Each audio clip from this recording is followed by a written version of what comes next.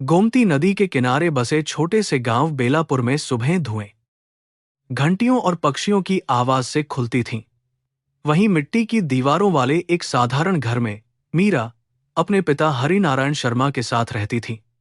उसकी मां वर्षों पहले बीमारी से चली गई थी, इसलिए घर की रसोई, तुलसी का चौरा और बूढ़े पिता की दवाइयां उसी की दुनिया बन गए थे। गरीबी ने उसके हाथ खुरदरे कर दिए थे, पर उसके भीतर एक शांत गरिमा थी जिसे अभाव भी झुका नहीं पाया था।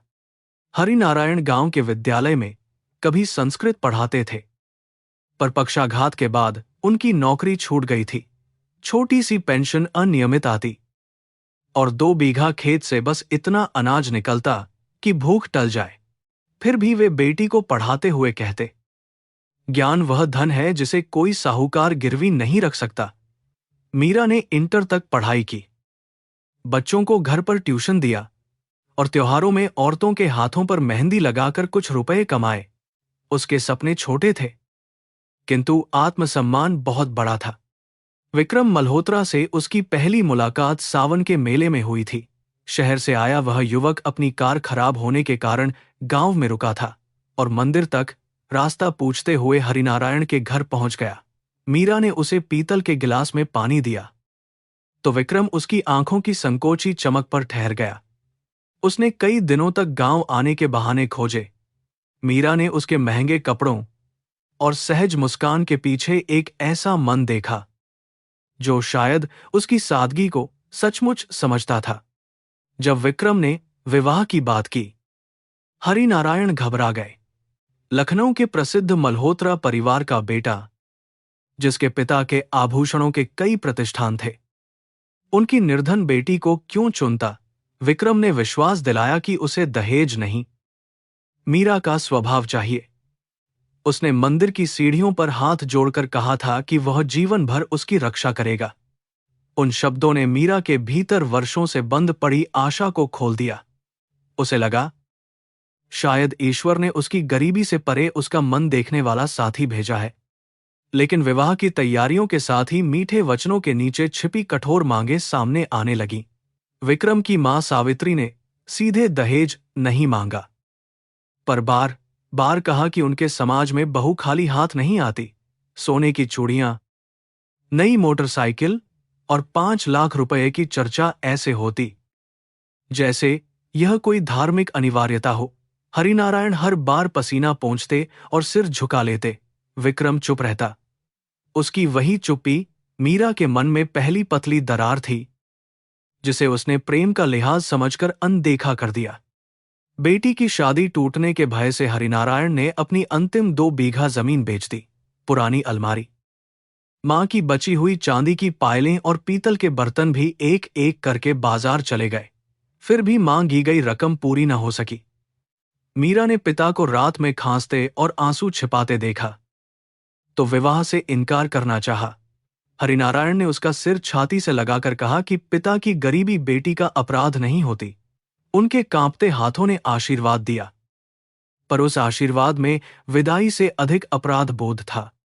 विवाह के दिन बेलापुर की संकरी गलियां गेंदे के फूलों और केले के पत्तों से सजाई गईं।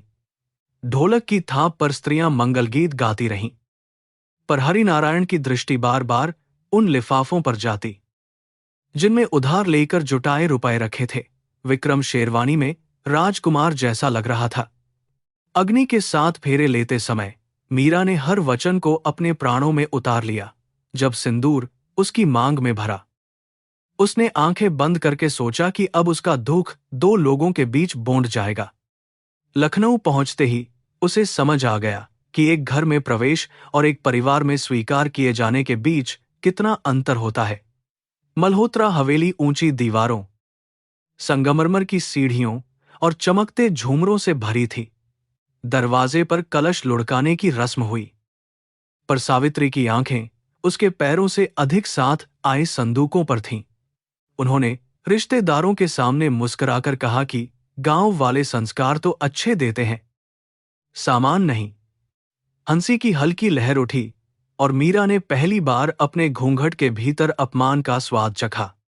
सुबह 4 बजे उठना जल्द ही उसकी दिनचर्या बन गया।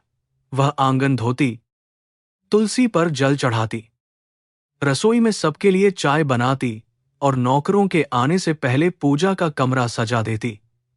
इतने बड़े घर में 3 नौकर थे। फिर भी सावित्री कहती कि बहू के हाथ से किया काम ही शुभ होता है। मीरा समझती थी कि यह शुभता नहीं, नियंत्रण था। वह बिना शिकायत सब करती, क्योंकि उसे पिता की झुकी कमर और विक्रम की कभी कभी प्रेम भरी बातें याद रहती थीं। विक्रम विवाह के शुरुआती दिनों में उसके लिए कभी इत्र, कभी रेशमी दुपट्टा लाता, लेकिन धीरे धीरे उसके उपहारों से अधिक उसकी अनुपस्थिति बढ़ने लगी। वह देर रात लौटता, फोन पर किसी से धीमे स्वर में बात करता और मीरा के पास आते ही स्क्रीन बंद कर देता। पूछने पर कहता कि व्यापार की जिम्मेदारियां हैं। मीरा उसके जूते उतारते हुए अपने संदेह को शर्म समझकर दबा देती। उसने सीखा था कि पत्नी का विश्वास घर बचाता है, पर किसी ने उसे नहीं बताया था कि अकेला विश्वास विश्वासघात को नहीं रोक सकता। राजेंद्र मल्होत्रा घर के मुखिया थे। उनका स्वर धीमा होता, पर निर्णय पत्थर की तरह अंतिम। वे भोजन की मेज पर कारोबार, सोने के भाव और राजनीतिक संपर्कों की बातें करते, जबकि मीरा की उपस्थिति को लगभग अनदेखा रखते। कभी कभी वे उसके पिता की हालत पूछ लेते, फिर सावित्री की ओर देखकर कहते कि रिश्ते बराबरी वालों में अच्छे लगते हैं। यह वाक्य प्रशंसा जैसा सुनाई देता, पर भीतर तिरस्कार छिपा रहता। मीरा समझ गई कि इस परिवार में उसका मूल्य बहू के रूप में नहीं, विक्रम की भूल के रूप में आंक आ जाता है। कुछ महीनों बाद हरिनारायण पहली बार बेटी से मिलने हवेली आए। उन्होंने धुला हुआ पुराना कुर्ता पहना था और टोकरी में घर के बने लड्डू लाए थे। सावित्री ने नौकर से टोकरी रसोई में रखवा दी और बैठक में चांदी की थाली लगवाने के बजाय साधारण गिलास में पानी भेजा। मीरा ने पिता की आंखों में चोट देखी, पर वे मुस्कुराकर बोले कि बेटी महल में रानी जैसी लगती है। लौटते समय उन्होंने चुपके से उसकी हथेली में 100 रुपए रखे। मीरा पूरी रात तकिए में मुंह छिपाकर रोती रही। उस रात मीरा ने विक्रम से कहा कि उसके पिता का अपमान न किया जाए। विक्रम ने पहले उसे शांत करने की कोशिश की, फिर झुंझलाकर बोला कि वह हर छोटी बात को नाटक बना देती है। उसने याद दिलाया कि परिवार ने बिना बराबर दहेज के भी उसे स्वीकार किया है। यह सुनकर मीरा जैसे भीतर से जम गई। वही पुरुष जिसने कहा था कि उसे दहेज से घृणा है, अब उसे उपकार की भाषा में बांध रहा था। उसने उत्तर नहीं दिया, लेकिन उसके मौन में प्रेम की पहली स्पष्ट मृत्यु दर्ज हो गई। रक्षाबंधन के बाद घर में एक नई अतिथि आने लगी। रिया खन्ना आधुनिक कपड़ों, तीखे इत्र और आत्मविश्वास से भरी हंसी के साथ आती। वह राजेंद्र के पुराने व्यावसायिक मित्र की बेटी थी और लंदन से पढ़कर लौटी थी। सावित्री उसके लिए स्वयं मिठाई परोसती, उसके कपड़ों की प्रशंसा करती और बार बार कहती कि ऐसी लड़कियां बड़े घरों की शोभा होती हैं। रिया विक्रम को बचपन के नाम से पुकारती। मीरा जब चाय रखती, दोनों की आंखों में एक ऐसा परिचय चमकता जिसे शब्दों की आवश्यकता नहीं थी। एक शाम मीरा ने छत पर विक्रम को रिया से फोन पर कहते सुना कि वह सही समय आने तक धैर्य रखे। नीचे पीतल की थाली उसके हाथ से छूटते छूटते बची। विक्रम ने उसे देखकर बात बदल दी और फोन जेब में रख लिया। मीरा ने सीधे पूछा कि क्या उनके बीच कुछ है। वह हंस पड़ा, जैसे उसने कोई बचकाना आरोप लगाया हो। फिर उसने मीरा की शिक्षा, गांव और संकीर्ण सोच का उपहास किया। अपमान से अधिक उसे उस सहज झूठ ने घायल किया जो विक्रम की आंखों में बिना झिझक ठहरा था। सावित्री ने भी मीरा के मन की बेचैनी भांप ली, पर सांत्वना देने के बजाय उसे स्त्री धर्म का पाठ पढ़ाया। उन्होंने कहा कि बड़े घरों के पुरुषों को अनेक लोगों से मिलना पड़ता है और समझदार पत्नी प्रश्न नहीं करती। उन्होंने अपनी सोने की माला संभालते हुए जोड़ दिया कि पति को बांधकर रखने के लिए रूप, कुल और चतुराई चाहिए। मीरा ने सिर झुका लिया, किंतु भीतर एक प्रश्न उठता रहा, क्या विवाह में निष्ठा केवल निर्धन पत्नी का कर्तव्य थी? उत्तर किसी शास्त्र में नहीं, उसके घुटते हुए जीवन में लिखा था। समय के साथ मीरा की देह भी उसकी चुप्पी का बोझ उठाने लगी। उसे सुबह मिथली आती, भोजन की गंध से चक्कर पड़ता और सीढ़ियां चढ़ते समय सांस फूलती। उसने इसे थकान समझा, क्योंकि त्योहारों का मौसम निकट था और सावित्री ने पूरे घर की सफाई का भार उसी पर डाल दिया था। एक दिन पूजा के कमरे में दीपक रखते हुए वह अचानक बैठ गई। बूढ़ी नौकरानी शांता ने उसकी नब्ज छूकर मुस्कुराते हुए पूछा कि क्या घर में नया मेहमान आने वाला है। मीरा का चेहरा आशंका और प्रसन्नता से भर उठा। अगली सुबह वह अकेली पास के चिकित्सालय गई। डॉक्टर ने जांच के बाद पुष्टि की कि उसके गर्भ में लगभग 2 महीने का शिशु है। रिपोर्ट हाथ में लेते ही उसकी आंखों से आंसू बह निकले। उसने अपने पेट पर हथेली रखी और पहली बार हवेली की घुटन के बीच कोई अपना महसूस किया। उसे विश्वास हुआ कि यह बच्चा विक्रम के भीतर सोया प्रेम जगा देगा। शायद वह देर रात लौटना छोड़ देगा। शायद सावित्री भी पोते की आशा में उसे स्वीकार कर लेंगी। आशा अक्सर सबसे अंधेरे कमरे में सबसे उज्ज्वल भ्रम जलाती है। मीरा ने यह समाचार तुरंत किसी को न बताने का निश्चय किया। दिवाली आने वाली थी और वह चाहती थी कि लक्ष्मी पूजन के बाद अपने हाथों से विक्रम को मिठाई खिलाकर यह शुभ समाचार दे। उसने पुराने लाल कपड़े से एक छोटी थैली सिली, उसमें डॉक्टर की पर्ची रखी और साथ में चांदी का नन्हा सिक्का खरीदा। उस सिक्के के लिए उसने महीनों से बचाए रुपए खर्च किए। हर टाके के साथ वह भविष्य बुनती रही। विक्रम की बाहों में बच्चा, पिता के चेहरे पर गर्व और घर में अपने लिए थोड़ी सी जगह। उधर हवेली के बंद कमरों में एक दूसरा भविष्य रचा जा रहा था। रिया के पिता महेश खन्ना ने राजेंद्र के सामने साझेदारी का प्रस्ताव रखा था, जिसमें विदेशों से सोना आयात करने और नए प्रतिष्ठान खोलने की योजना थी। शर्त अनकही थी, पर सब समझते थे कि यह गठबंधन विक्रम और रिया के विवाह से मजबूत होगा। राजेंद्र ने सावित्री से कहा कि व्यापार भावनाओं से नहीं चलता। सावित्री ने उत्तर दिया कि मीरा जैसी बहू को हटाना कठिन नहीं। उस रात दीवारों ने जो सुना, उससे घर का हर दीपक पहले ही काला पड़ चुका था। विक्रम कुछ दिनों तक निर्णय से बचता रहा। कभी उसे मीरा की शांत सेवा याद आती, कभी रिया का चमकदार संसार उसे खींच लेता, पर उसकी दुविधा प्रेम और अपराध के बीच नहीं, सुविधा के 2 रास्तों के बीच थी। रिया ने साफ कह दिया कि वह किसी विवाहित पुरुष की छाया बनकर नहीं रहेगी। उसने चेतावनी दी कि यदि दिवाली तक मीरा घर से बाहर नहीं हुई तो साझेदारी और उनका संबंध दोनों समाप्त हो जाएंगे। विक्रम ने पहली बार जाना कि लालच भी प्रेम की तरह मनुष्य से प्रतिज्ञाएं करवाता है। सावित्री ने योजना सुझाई कि मीरा को केवल तलाक देकर भेजना पर्याप्त नहीं होगा। बिना दोष के निकाली गई पत्नी अदालत जा सकती थी, गुजारा भत्ता मांग सकती थी और समाज में परिवार को कटघरे में खड़ा कर सकती थी। उसे कलंकित करना आवश्यक था, ताकि उसका अपना पिता भी उसे स्वीकार करने से डरे। राजेंद्र ने विरोध नहीं किया। उन्होंने बस पूछा कि प्रमाण कैसे बनेगा। रिया ने मुस्कुराकर कहा कि जिस घर में सोने के हजारों आभूषण हों, वहां एक हार का गायब होना कोई असंभव घटना नहीं होगी। दिवाली की पूर्व संध्या पर हवेली रोशनी से नहा उठी। नौकर छतों पर दीप सजा रहे थे। आंगन में रंगोली बन रही थी और रसोई से घी, इलायची तथा तले काजू की सुगंध फैल रही थी।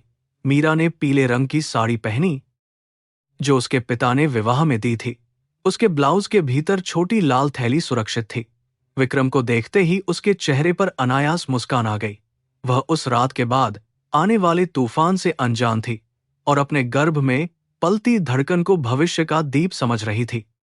लक्ष्मी पूजन से ठीक पहले मीरा ने देखा कि रिया भी परिवार के साथ बैठी है। सावित्री ने उसे अपने पास स्थान दिया, जबकि मीरा को पूजा की थाली संभालने के लिए पीछे खड़ा किया गया। मंत्रों के बीच विक्रम की दृष्टि बार बार रिया से मिलती रही। मीरा का हृदय कांपा।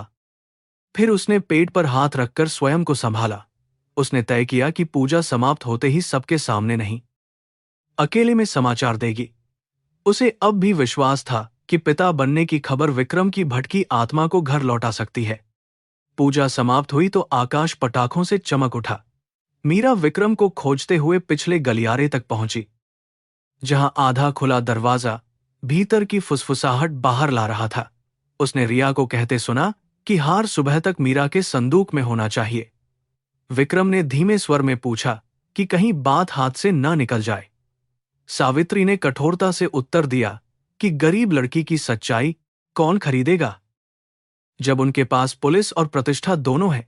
मीरा के हाथ में पकड़ी लाल थैली अचानक बहुत भारी हो गई। मीरा दरवाजे के बाहर पत्थर की मूर्ति की तरह खड़ी रही। भीतर की आवाजें उसके कानों से टकराकर जैसे उसके शरीर में उतरती चली गईं। लाल थैली उसकी मुट्ठी में मसल गई, पर उसने कोई आहट नहीं की। वह चाहती तो उसी क्षण भीतर जाकर सबके सामने प्रश्न कर सकती थी, पर उसके भीतर पल रही नन्ही धड़कन ने उसे रोक लिया। उसे लगा, शायद उसने अधूरी बात सुनी है, शायद कोई भ्रम है, शायद विक्रम सचमुच अपराधी नहीं बन सकता। आशा ने अंतिम बार उसे धोखा दिया। रात भर हवेली में दिवाली का शोर गूंजता रहा, पर मीरा के भीतर एक लंबा सन्नाटा उतर आया।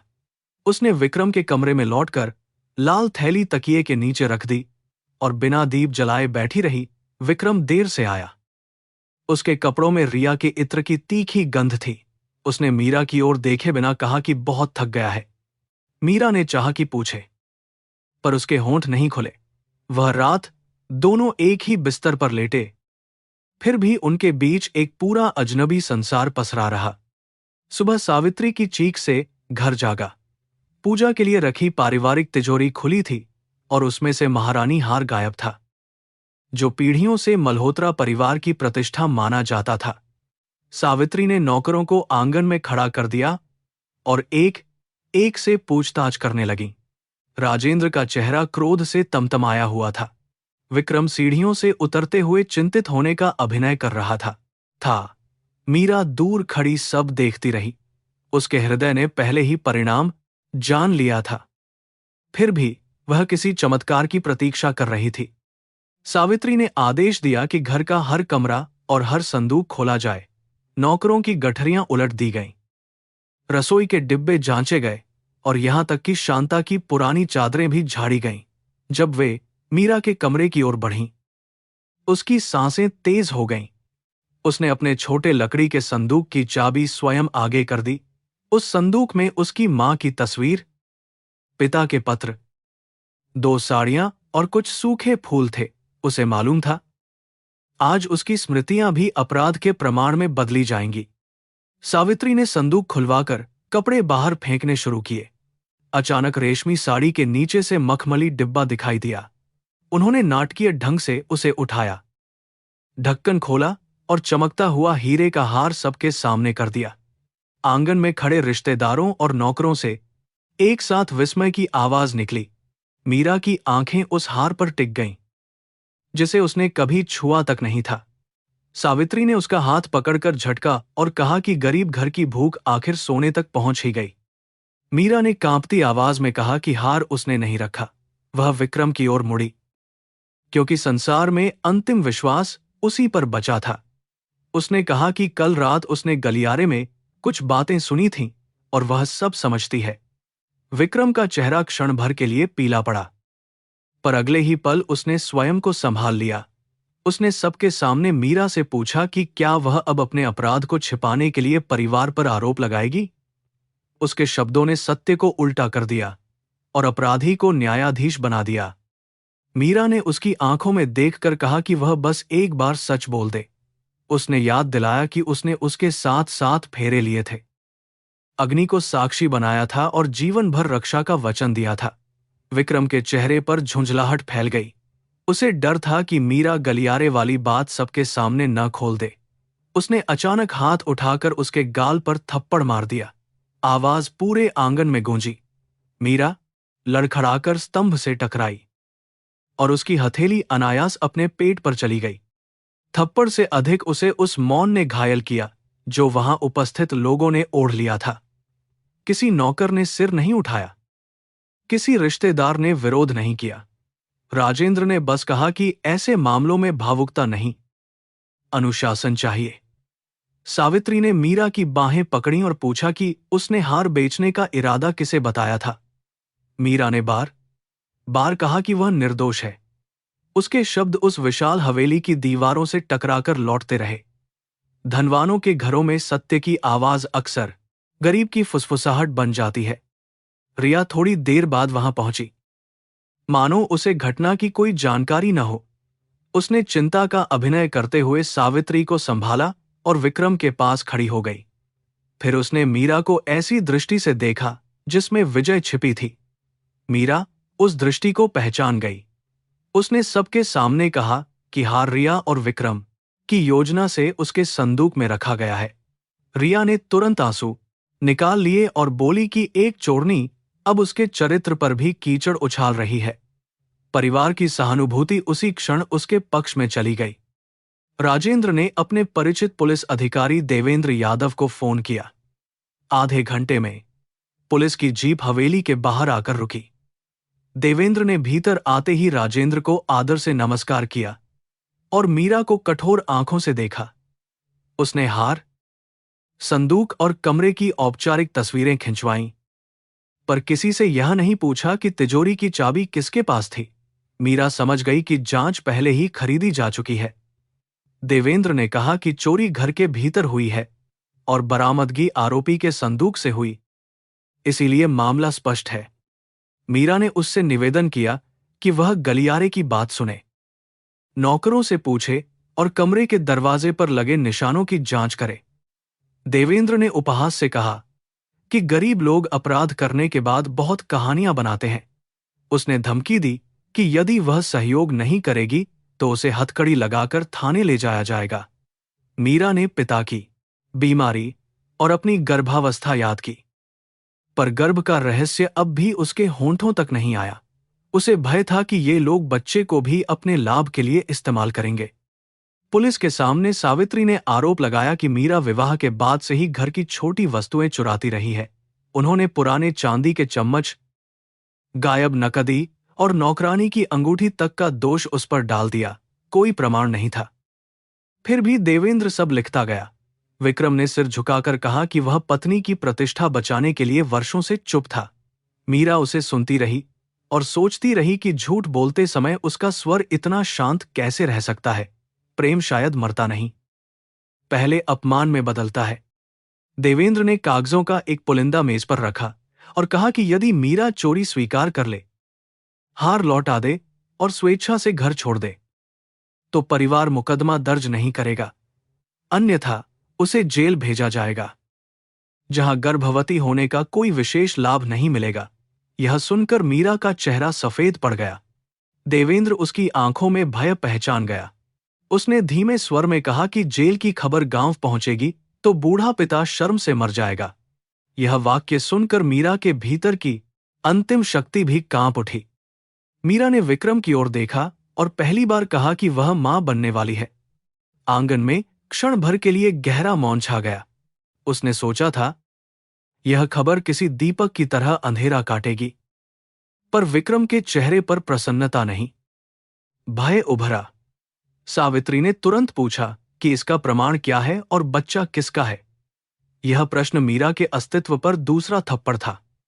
उसने डॉक्टर की पर्ची निकालने के लिए कमरे की ओर बढ़ना चाहा, पर रिया पहले ही भीतर जाकर लाल थैली गायब कर चुकी थी। विक्रम ने सबके सामने कहा कि वह गर्भ की बात पर विश्वास नहीं कर सकता।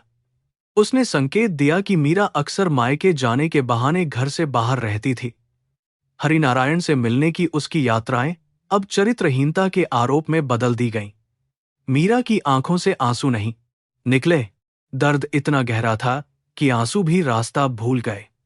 उसने केवल इतना कहा कि जिस बच्चे के पिता ने जन्म से पहले उसे अस्वीकार कर दिया, वह बच्चा एक दिन अपने नाम का अर्थ स्वयं बनाएगा। विक्रम ने दृष्टि फेर ली। राजेंद्र ने हस्ताक्षर करने के लिए कागज आगे बढ़ाया। उसमें लिखा था कि मीरा ने लालच में हार चुराया। परिवार ने दया दिखाकर उसे पुलिस कार्रवाई से बचाया और वह बिना किसी अधिकार या दावे के वैवाहिक घर छोड़ रही है। मीरा ने पढ़ते हुए महसूस किया कि उससे केवल घर नहीं, उसका नाम, विवाह और अजन्मे बच्चे का अधिकार भी छीना जा रहा है। उसने कलम पकड़ने से इनकार किया। देवेंद्र ने कड़े स्वर में कहा कि थाने में भाषा और भी कठोर होगी। बाहर खड़ी जीप का सायरन मानो निर्णय सुनाने लगा। तभी देवेंद्र मीरा को अलग कमरे में ले गया। उसने दरवाजा बंद करके कहा कि राजेंद्र के पास उसके पिता के पुराने ऋण के दस्तावेज हैं। यदि मीरा हट करेगी तो जमीन बेचने के बाद भी बचा कर्ज वसूलने के नाम पर हरिनारायण को गिरफ्तार कराया जा सकता है। यह आधाशन का पूरी तरह झूठ था। पर मीरा के पास जांचने का कोई साधन नहीं था। उसने अपने बीमार पिता को पुलिस के सामने घसीटे जाते देखा और टूट गई। उसके सामने दो अन्याय थे। उसने वह चुना जिसका बोझ वह अकेली उठा सकती थी। कांपते हाथों से उसने स्वीकारोक्ति पर हस्ताक्षर कर दिए। हर अक्षर उसे अपने रक्त से लिखा हुआ लगा। विक्रम ने राहत की सांस ली, जबकि रिया की आंखों में चमक लौट आई। सावित्री ने तुरंत उसके गले से मंगलसूत्र खींच लिया और कहा कि चोरनी को उनके परिवार के प्रतीक पहनने का अधिकार नहीं। मीरा की गर्दन पर काले मोतियों की रगड़ से लाल निशान पड़ गया। उसने मांग में भरा सिंदूर स्वयं नहीं पहुंचा। सावित्री ने अपनी साड़ी के पल्लू से उसे मिटा दिया, जैसे किसी स्त्री का विवाह कपड़े पर लगा दाग हो। उसे कमरे में जाकर सामान बांधने की अनुमति भी नहीं मिली। सावित्री ने कहा कि उसके कपड़े और आभूषण उसी धन से खरीदे गए थे जिसे वह चुराना चाहती थी। मीरा ने केवल मां की तस्वीर और पिता के पत्र मांगे, पर संदूक पर ताला लगा दिया गया। शांता ने चुपके से उसे पुरानी ऊनी शाल देने की कोशिश की, मगर सावित्री ने वह भी छीन ली। मीरा पीली साड़ी, पतली चप्पलों और अजन्मे बच्चे के साथ दरवाजे की ओर बढ़ी। पीछे खड़ा विक्रम पत्थर की तरह निश्चल रहा। हवेली के मुख्य द्वार पर बारिश शुरू हो चुकी थी।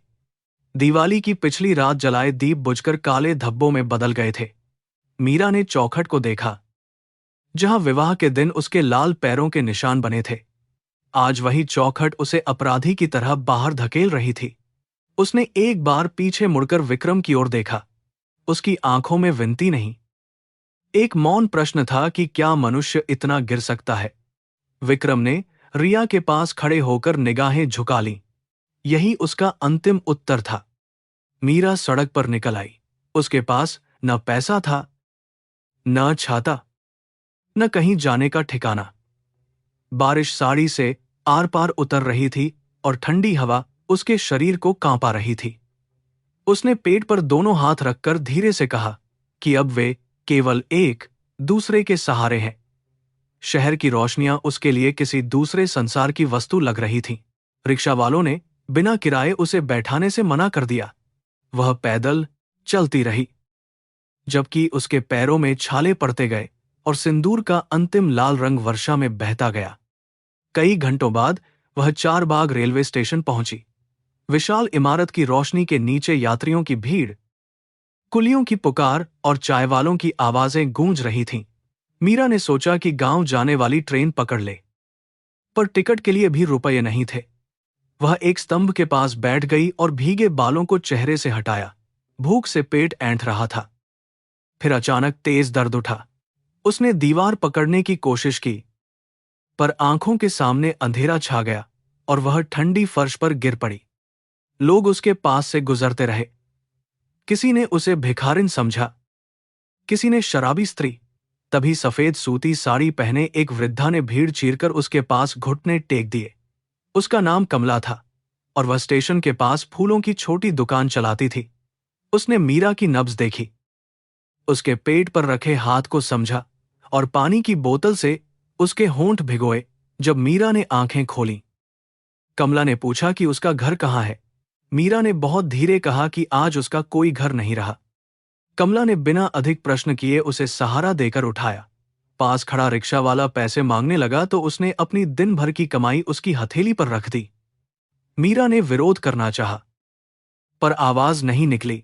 वे स्टेशन के पीछे सौंकरी गलियों से होकर एक छोटे कमरे तक पहुंची, जिसकी छत टीन की थी और दीवारों पर सीलन जमी थी। कमला ने चूल्हा जलाया, सूखी साड़ी दी और गुड़ वाली गर्म चाय बनाई। उस निर्धन कमरे में मीरा को पहली बार वह दया मिली, जो संगमरमर की हवेली में नहीं थी। रात गहरी हुई तो मीरा बिस्तर पर लेटी रही और कमला उसके पास बैठी बाल सुखाती रही। बहुत पूछने पर उसने टूटी आवाज में पूरी घटना सुनाई। कमला ने न उसे दोष दिया, न झूठी सांत्वना। उसने केवल कहा कि अन्याय करने वाला अक्सर अपनी जीत को भाग्य समझता है, पर कर्म का लेखा मनुष्य की अदालत से लंबा होता है। मीरा ने पेट पर हाथ रखा और पहली बार खुलकर रोई। उसके आंसू पराजय के नहीं थे, उनमें एक नया संकल्प जन्म ले रहा था। अभी कमजोर पर जीवित। अगली सुबह वर्षा थम चुकी थी, पर मीरा के भीतर का तूफान शांत नहीं हुआ था।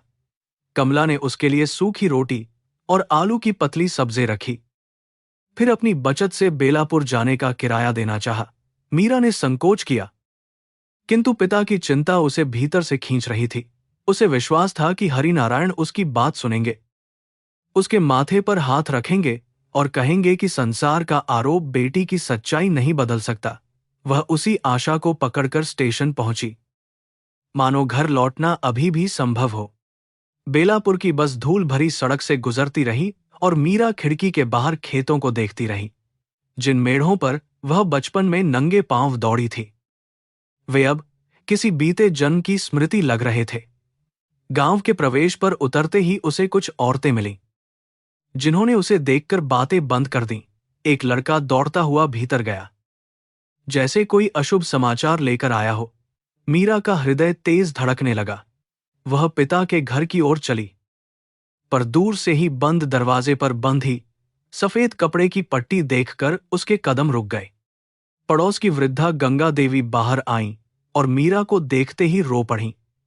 उन्होंने बताया कि शहर से आए एक आदमी ने चोरी और पुलिस की बात पूरे गांव में फैला दी थी। उसी शाम हरिनारायण को तेज सीने का दर्द उठा। उन्हें बैलगाड़ी से अस्पताल ले जाया गया, पर रास्ते में ही उनकी सांस टूट गई। अंतिम क्षणों में वे बार बार कहते रहे कि उनकी बेटी चोर नहीं हो सकती। मीरा ने यह सुना तो दीवार पकड़कर बैठ गई। उसके भीतर से कोई आवाज नहीं निकली, जैसे शोक ने स्वर भी छीन लिया हो। घर के भीतर पिता की चारपाई खाली थी। तकिए पर उनके सिर का गड्ढा अब भी बना हुआ था और पास की मेज पर अधखुली रामचरितमानस रखी थी। मीरा ने कांपते हाथों से पुस्तक उठाई तो उसके बीच से अपना पुराना विद्यालय प्रमाण पत्र गिरा। पीछे हरिनारायण की लिखावट थी, मेरी बेटी का ज्ञान एक दिन उसका सम्मान लौटाएगा। वह वाक्य पढ़ते ही मीरा फूटकर रो पड़ी। उसने चारपाई से माथा लगाया और क्षमा मांगी कि वह अंतिम दर्शन तक न कर सकी। कमरे का मौन किसी श्मशान से अधिक भारी था। शोक के बीच भी गांव की दृष्टियां उसे अकेला नहीं छोड़ रही थीं। कुछ लोग दरवाजे पर खड़े होकर फुसफुसाते कि बड़े घर की बहू को लालच खा गया। किसी ने कहा कि मल्होत्रा जैसे धनवान लोग झूठ क्यों बोलेंगे। पंचायत के मुखिया ने सलाह दी कि वह गांव छोड़ दे, क्योंकि उसके रहने से बदनामी फैलेगी। गंगा देवी ने विरोध किया, पर उनके पुत्र ने भी मीरा को घर में शरण देने से मना कर दिया। गरीबी में रहने वाले लोग शक्तिशाली से लड़ने के बजाय अक्सर उसी की कहानी को सत्य मान लेते हैं। हरिनारायण का घर पहले ही साहूकार के पास गिरवी था। अंतिम संस्कार और इलाज के कर्ज के नाम पर उसने कागज दिखाए और कहा कि मीरा को 3 दिनों में घर खाली करना होगा। कागज सच थे या छल, वह समझने की स्थिति में नहीं थी। उसने पिता के कपड़ों में से एक पुराना कुर्ता, रामचरितमानस और प्रमाण पत्र बांधा।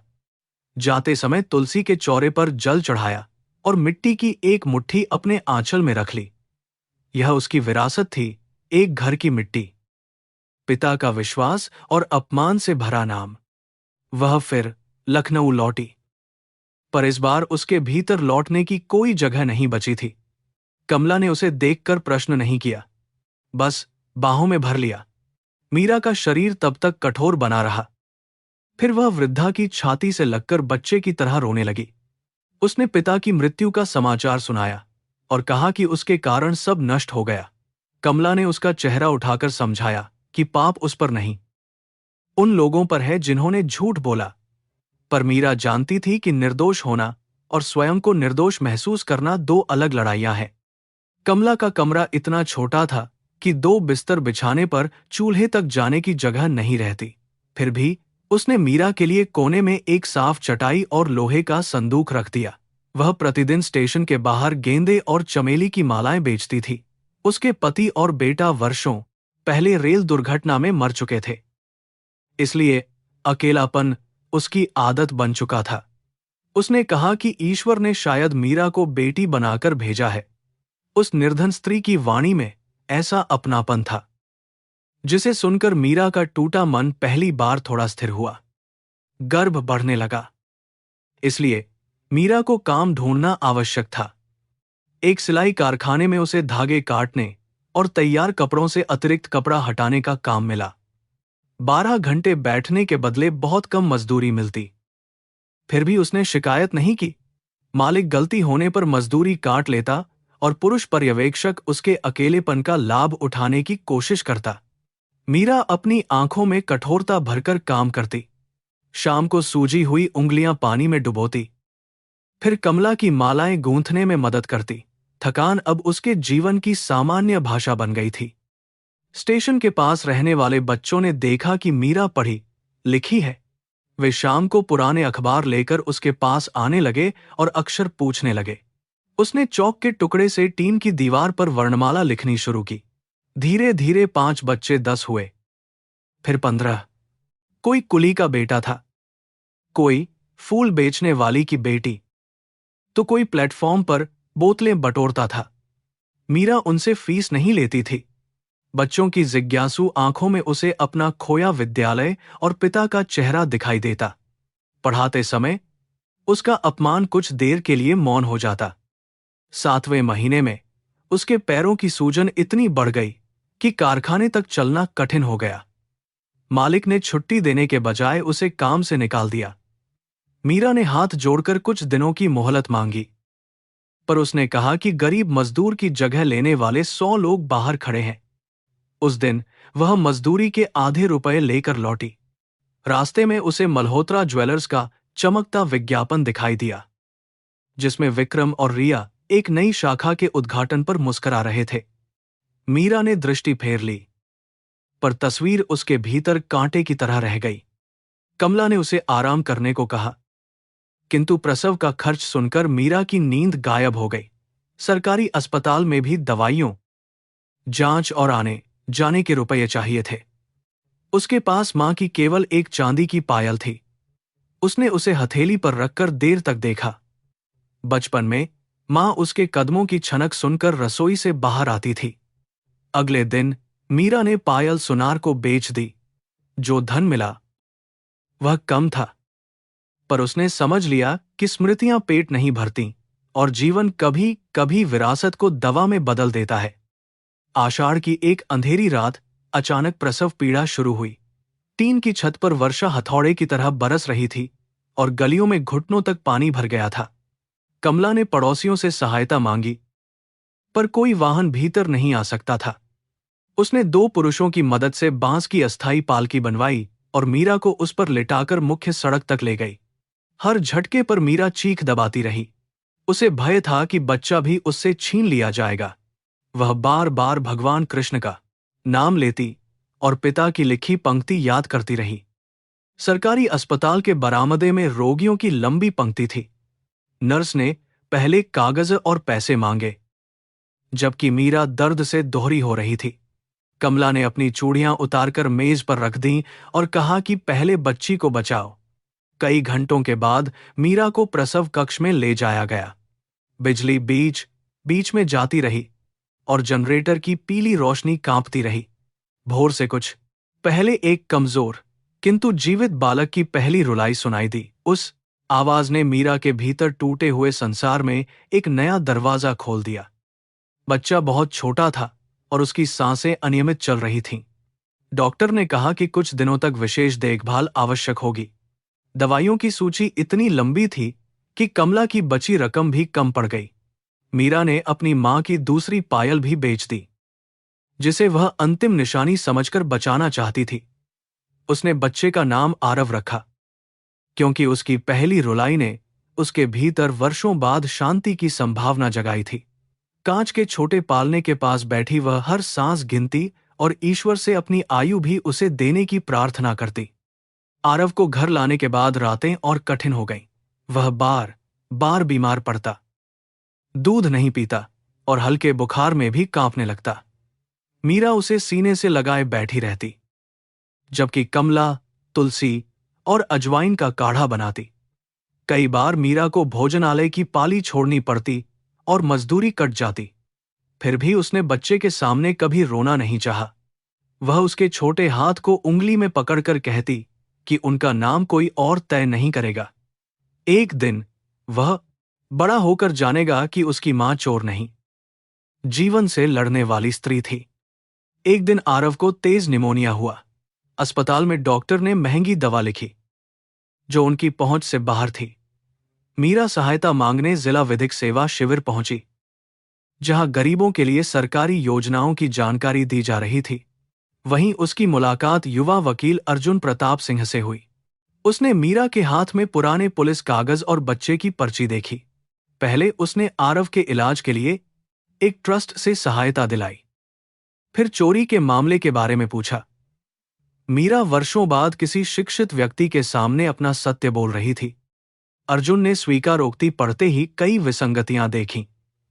कागज पर मीरा के हस्ताक्षर थे, पर किसी स्वतंत्र गवाह का नाम नहीं था। बरामदगी सूची में समय अलग लिखा था और पुलिस डायरी में अलग। हार पर उंगलियों के निशान जांचने का कोई उल्लेख नहीं था। सबसे महत्वपूर्ण बात यह थी कि शिकायत औपचारिक रूप से दर्ज ही नहीं हुई थी। फिर भी मीरा से अधिकार त्यागने का बयान लिया गया था। अर्जुन ने कहा कि यह कानून नहीं, दबाव का दस्तावेज है।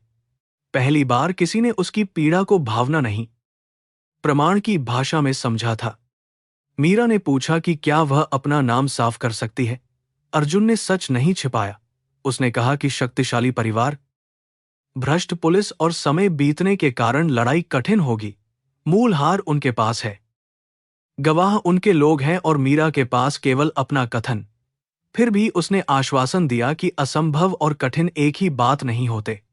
उसने सभी कागजों की प्रतियां बनवाईं और सूचना के अधिकार के अंतर्गत पुलिस रिकॉर्ड मांगने की सलाह दी। मीरा ने उसकी आंखों में दया नहीं, सम्मान देखा और यही उसके लिए सबसे बड़ा सहारा था। अर्जुन कभी कभी शाम की कक्षा देखने आने लगा। उसने बच्चों के लिए पुरानी किताबें, स्लेट और पेंसिलें जुटाईं।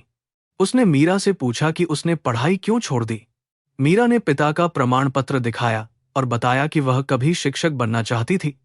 अर्जुन ने सुझाव दिया कि वह मुक्त विद्यालय से आगे की परीक्षा दे सकती है। पहले मीरा हंसी, क्योंकि दिन का हर घंटा काम और बच्चे में बांटा था। पर उसी रात उसने पिता की लिखावट पढ़ी और समझा कि सम्मान लौटाने का रास्ता शायद न्यायालय से पहले शिक्षा से होकर जाता है। उसने प्रवेश फॉर्म भरा और अपने नाम के सामने वैवाहिक स्थिति लिखते समय देर तक रुकी रही। समाज उसे परित्यक्ता कहता, कानून अब भी विवाहित मानता और उसका मन उस संबंध को मृत समझता था। अंततः उसने केवल मीरा शर्मा लिखा। यही नाम पिता ने दिया था और इसी नाम से वह अपना भविष्य बनाएगी। दिन में सिलाई, शाम को बच्चों की कक्षा और रात में पढ़ाई होने लगी। आरव को गोद में सुलाकर वह इतिहास, हिंदी और नागरिक शास्त्र पढ़ती। नींद से आंखें बंद होती तो कमला पानी के छींटे मारकर उसे जगाती। परीक्षा के दिन कमला ने अपनी पुरानी साड़ी का पल्लू फाड़कर आरव के लिए झोला बनाया और मीरा को आशीर्वाद देकर भेजा। परीक्षा केंद्र में अधिकांश छात्र उससे छोटे थे। कुछ ने उसकी सस्ती साड़ी और दूध के दाग देखे, पर वह बिना सिर उठाए लिखती रही। प्रश्नपत्र के अंतिम पृष्ठ पर नागरिक अधिकारों से संबंधित प्रश्न था। मीरा ने अपने अनुभवों को शब्दों में नहीं लिखा, पर हर उत्तर के पीछे उसका अपमान खड़ा था। घंटी बजने पर उसने कलम रखी और पहली बार महसूस किया कि वह भाग नहीं रही, आगे बढ़ रही है। परिणाम आया तो मीरा प्रथम श्रेणी से उत्तीर्ण हुई। कमला ने स्टेशन की दुकान से 2 लड्डू उधार खरीदे और बच्चों ने टीन की दीवार पर चौक से उसका नाम लिखा। मीरा ने प्रमाण पत्र पिता की रामचरितमानस में रखा और आरव को गोद में उठा लिया। उसने आकाश की ओर देखकर कहा कि यह केवल शुरुआत है। उसी शाम अर्जुन पुलिस विभाग से प्राप्त अधूरी फाइल लेकर आया। उसमें एक ऐसी तारीख दर्ज थी जिस दिन कथित हार को सरकारी मुहर में होना चाहिए था, जबकि अखबार की तस्वीर में रिया वही हार पहने दिखाई दे रही थी। तस्वीर धुंधली थी, पर हार का विशिष्ट कमलाकार लटकन स्पष्ट दिखता था। वह दुबई में आयोजित एक व्यापारिक समारोह की खबर थी, जो मीरा को घर से निकालने के 4 महीने बाद छपी थी। अर्जुन ने कहा कि यह निर्णायक प्रमाण नहीं, पर झूठ की दीवार में पहली दरार अवश्य है। मीरा ने तस्वीर को लंबे समय तक देखा। उसे प्रतिशोध की खुशी नहीं हुई, केवल यह अनुभूति हुई कि सत्य पूरी तरह मरा नहीं था। उसने आरव को सीने से लगाया और निश्चय किया कि वह अब दया नहीं मांगेगी, अपनी शक्ति स्वयं अर्जित करेगी। अखबार की धुंधली तस्वीर मीरा ने कई दिनों तक अपनी किताबों के बीच संभाल कर रखी। वह हर बार उसे देखती तो भीतर कहीं न्याय की धीमी लौ जल उठती। पर उसने स्वयं को याद दिलाया कि एक तस्वीर जीवन नहीं बदलती, उसे पहले अपने पैरों पर खड़ा होना था।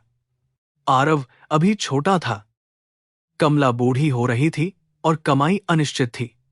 इसलिए उसने कानून की प्रारंभिक पढ़ाई के साथ स्नातक प्रवेश की तैयारी शुरू की। उसके दिन श्रम से भरे थे, किंतु रातें अब केवल आंसुओं की नहीं, संकल्प की थीं। मीरा ने सरकारी महाविद्यालय में प्रवेश लिया। फीस कम थी, फिर भी उसके लिए भारी थी। उसने सिलाई के अतिरिक्त 2 घरों में खाना बनाने का काम स्वीकार किया और रविवार को बच्चों की कक्षा बढ़ा दी। सुबह आरव को कमला के पास छोड़ते समय उसका मन अपराध बोध से भर जाता, पर कमला कहती कि मां का कुछ समय दूर जाना भी बच्चे के भविष्य में निवेश होता है।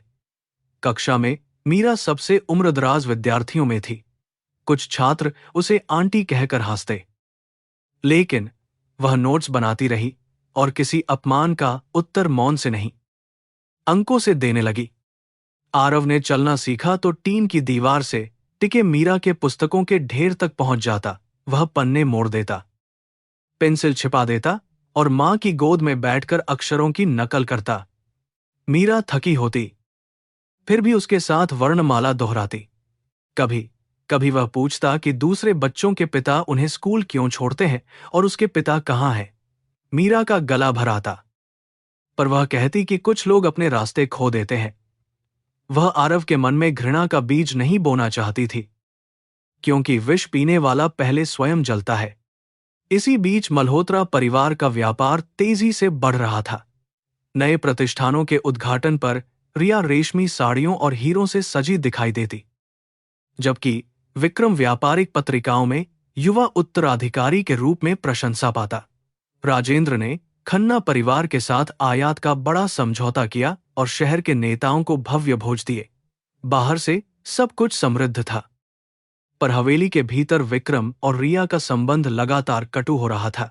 जिस लालच ने उन्हें मिलाया था, वही अब उन्हें एक दूसरे पर संदेह करना सिखा रहा था।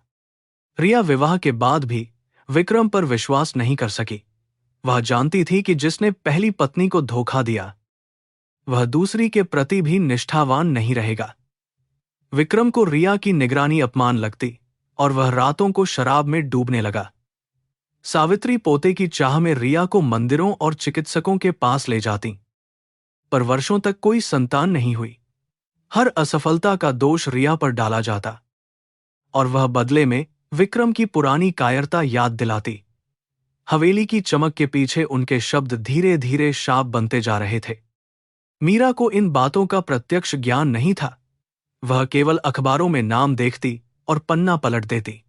उसने तय किया था कि उसकी प्रगति उनके पतन पर निर्भर नहीं होगी। स्नातक के अंतिम वर्ष में उसे विश्वविद्यालय की छात्रवृत्ति मिली। उस दिन वह प्रमाण पत्र लेकर सीधे कमला की फूलों की दुकान पहुंची। कमला ने उसे गले लगाकर कहा कि हरि नारायण का आशीर्वाद अब उसके हाथों में दिखाई देता है। मीरा ने मुस्कुराकर उत्तर दिया कि यह आशीर्वाद कमला की भूखी रातों और बेची हुई चूड़ियों से भी बना है। अर्जुन ने कानून की पढ़ाई के लिए उसे आवेदन भरने में सहायता की। वह अब जिला न्यायालय में नियमित वकालत करने लगा था और मजदूरों, विधवाओं तथा घरेलू हिंसा की शिकार महिलाओं के मामले कम शुल्क में लेता था। मीरा उसके साथ अदालत जाती, फाइलें व्यवस्थित करती और सुनवाई देखती। वहां उसने जाना कि न्याय केवल सत्य जान लेने का नाम नहीं, बल्कि सत्य को प्रमाण, प्रक्रिया और धैर्य में बदलने की कला है। कई निर्दोष लोग कागजों की कमी से हारते थे और कई दोषी लोग कागजों की अधिकता से बच जाते थे। मीरा और अर्जुन के बीच एक शांत विश्वास विकसित हुआ। अर्जुन ने कभी उसके अतीत को उत्सुकता से नहीं कुरेदा और न उसके अकेलेपन को अवसर माना। वह आरव के लिए किताबें लाता, कमला की दवाइयों का प्रबंध करता और मीरा से बहस करता कि कानून को संवेदना से अलग नहीं होना चाहिए। फिर भी मीरा अपने हृदय के चारों ओर दीवार बनाए रखती। विवाह शब्द सुनते ही उसे वह लाल थैली, टूटा मंगलसूत्र और वर्षा में बहता सिंदूर याद आ जाता। वह स्नेह स्वीकार कर सकती थी, पर किसी वचन पर विश्वास करना अभी भी कठिन था। कानून की पढ़ाई के दौरान मीरा ने महिलाओं के संपत्ति, अधिकार, दहेज प्रताड़ना और आर्थिक अपराधों पर विशेष ध्यान दिया।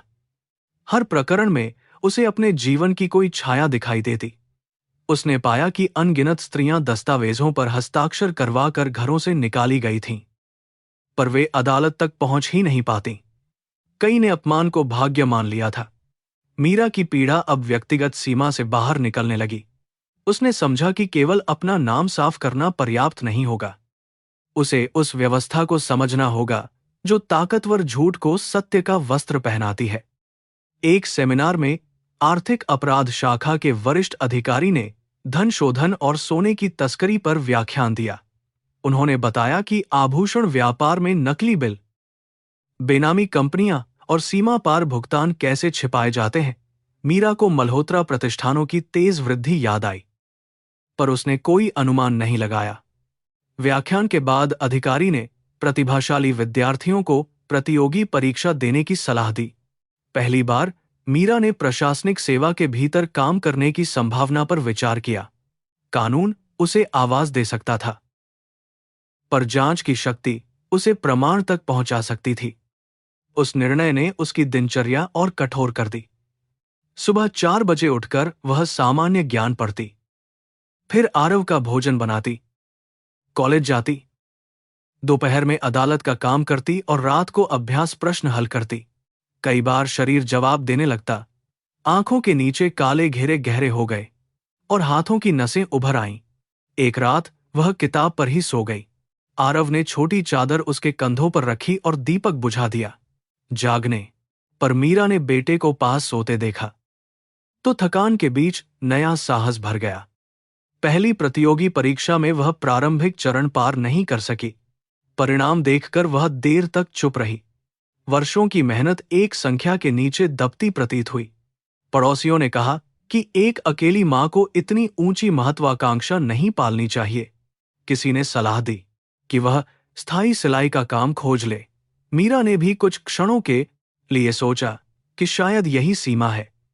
तब कमला ने पिता का पुराना प्रमाण पत्र उसके सामने रख दिया और कहा कि असफलता दरवाजा बंद नहीं करती, केवल दस्तक बदलना सिखाती है।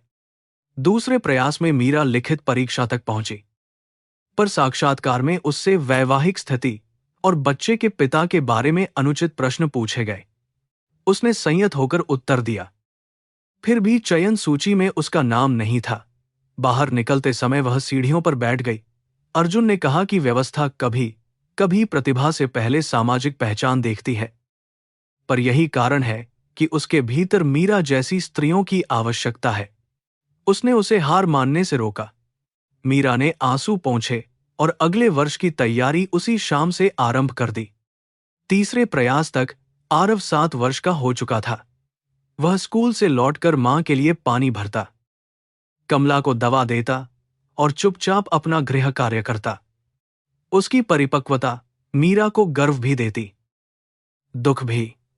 परीक्षा के अंतिम दिन उसने मां को एक कागज दिया जिस पर टेढ़े अक्षरों में लिखा था, मेरी मां कभी नहीं हारती। मीरा ने वह पर्ची प्रवेश पत्र के साथ रखी। इस बार उसने प्रत्येक प्रश्न का उत्तर केवल ज्ञान से नहीं, जीवन के अनुभव से दिया। साक्षात्कार में उसकी आवाज शांत थी और दृष्टि झुकी नहीं। चयन सूची प्रकाशित हुई तो मीरा का नाम आर्थिक अपराध सेवा के प्रशिक्षणार्थियों में था। कुछ क्षण तक वह स्क्रीन को देखती रही, मानो विश्वास न हो। फिर उसने आरव को बाहों में उठा लिया और कमला के चरणों में बैठ गई। कमला रोते हुए हंसी और बोली कि टीन की छत ने आज आकाश को छू लिया। अर्जुन मिठाई लेकर आया, पर मीरा ने सबसे पहले पिता की रामचरितमानस खोली। उसने प्रमाण पत्र के पीछे लिखी पंक्ति चूमी और कहा कि सम्मान लौटने की राह अब दिखाई देने लगी है। प्रशिक्षण के लिए उसे दिल्ली जाना पड़ा। यह निर्णय आसान नहीं था, क्योंकि कमला की सेहत कमजोर हो रही थी और आरव को नया विद्यालय बदलना था। मीरा ने सोचा कि अवसर छोड़ दे, पर कमला ने डांटते हुए कहा कि त्याग हमेशा पीछे हटना नहीं होता। उसने अपना कमरा बंद किया, फूलों की दुकान पड़ोसन को सौंप दी और आरव सहित मीरा के साथ दिल्ली चली गई। तीनों ने बाहरी इलाके में छोटा किराए का मकान लिया। शहर अपरिचित था, पर उनकी छोटी गृहस्थी में वर्षों की साझी कठिनाइयों ने घर का रूप ले लिया। प्रशिक्षण केंद्र में मीरा को लेखा परीक्षण, डिजिटल लेन देन, पूछताछ, तलाशी प्रक्रिया और संपत्ति कुर्की के नियम सिखाए गए। वह प्रत्येक नियम को गंभीरता से पढ़ती, क्योंकि जानती थी कि शक्ति का दुरुपयोग किसी जीवन को नष्ट कर सकता है। एक अधिकारी ने अभ्यास के दौरान बिना कारण संदिग्ध को धमकाने को कहा, तो मीरा ने विरोध किया कि भय से लिया बयान सत्य नहीं होता। प्रशिक्षक ने उसकी कठोरता पर प्रश्न उठाया, पर बाद में उसकी तर्क शक्ति की प्रशंसा की। अतीत ने उसे कमजोर नहीं, सावधान अधिकारी बनाया था। प्रशिक्षण पूरा होने के बाद उसकी पहली नियुक्ति एक छोटे औद्योगिक नगर में हुई। वहां उसने मजदूरों के वेतन से धन निकालने वाली कंपनी की जांच की। मालिक प्रभावशाली था और स्थानीय नेताओं का संरक्षण प्राप्त था। मीरा को रिश्वत, कहा, धमकी और चरित्रहनन तीनों का सामना करना पड़ा। किसी ने उसके पुराने चोरी वाले बयान की प्रति कार्यालय में भेज दी। सहकर्मियों के बीच फुसफुसाहट फैल गई, पर मीरा ने दस्तावेज छिपाया नहीं। उसने वरिष्ठ अधिकारी को पूरा अतीत बताया और जांच की मांग स्वयं की। पारदर्शिता ने षड्यंत्र की धार कुंद कर दी। उस मामले में मीरा ने महीनों तक बैंक खातों, मजदूरी रजिस्टरों और नकली कंपनियों की कड़ियां जोड़ी। अंततः करोड़ों रुपए की धोखाधड़ी सामने आई और सैकड़ों मजदूरों को बकाया धन मिला।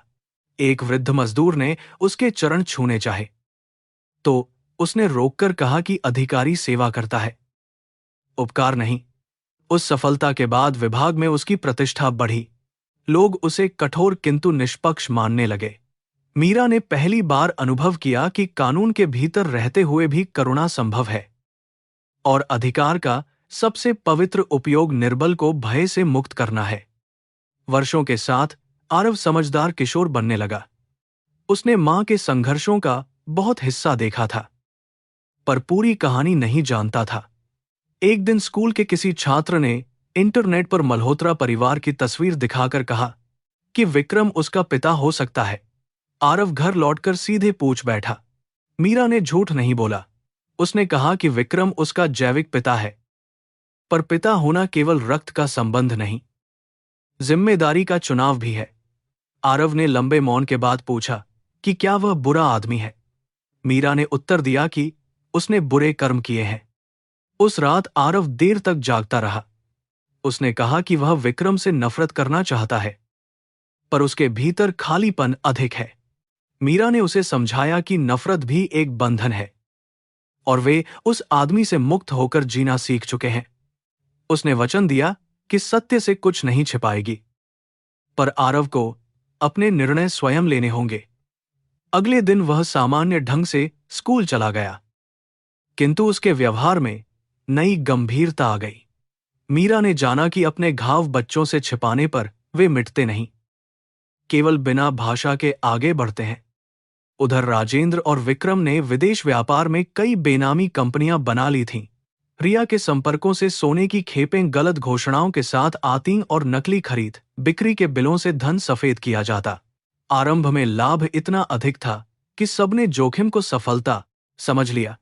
बाद में साझेदारों ने हिस्से मांगे, अधिकारियों ने रिश्वत बढ़ाई और खातों में विसंगतियां फैलती गईं। विक्रम ने शराब के साथ नींद की गोलियां लेना शुरू किया। कभी कभी उसे वर्षा में जाती मीरा याद आती। पर पछतावे से अधिक उसे पकड़े जाने का भय सताता था। सावित्री अब उम्रदराज थीं और हवेली की सत्ता उनके हाथ से फिसल रही थी। रिया उनसे खुलकर बहस करती और विक्रम कई रात घर नहीं लौटता। राजेंद्र की तबीयत कमजोर होने लगी। फिर भी वे व्यापार की गुप्त फाइलें किसी को पूरी तरह नहीं सौंपते थे। परिवार में संपत्ति बांटने की चर्चाएं झगड़ों में बदलती। जिन लोगों ने मीरा को परिवार की बदनामी कहा था, वे स्वयं अविश्वास के दलदल में डूब चुके थे। कर्म ने अभी दंड घोषित नहीं किया था, पर उसके परिणाम घर की दीवारों में दरारों की तरह दिखाई देने लगे थे। मीरा को उत्कृष्ट सेवा के लिए पदोन्नति मिली और वह दिल्ली मुख्यालय में उपनिदेशक नियुक्त हुई। नई जिम्मेदारी के साथ उसे बड़े आर्थिक अपराधों की समीक्षा करनी थी।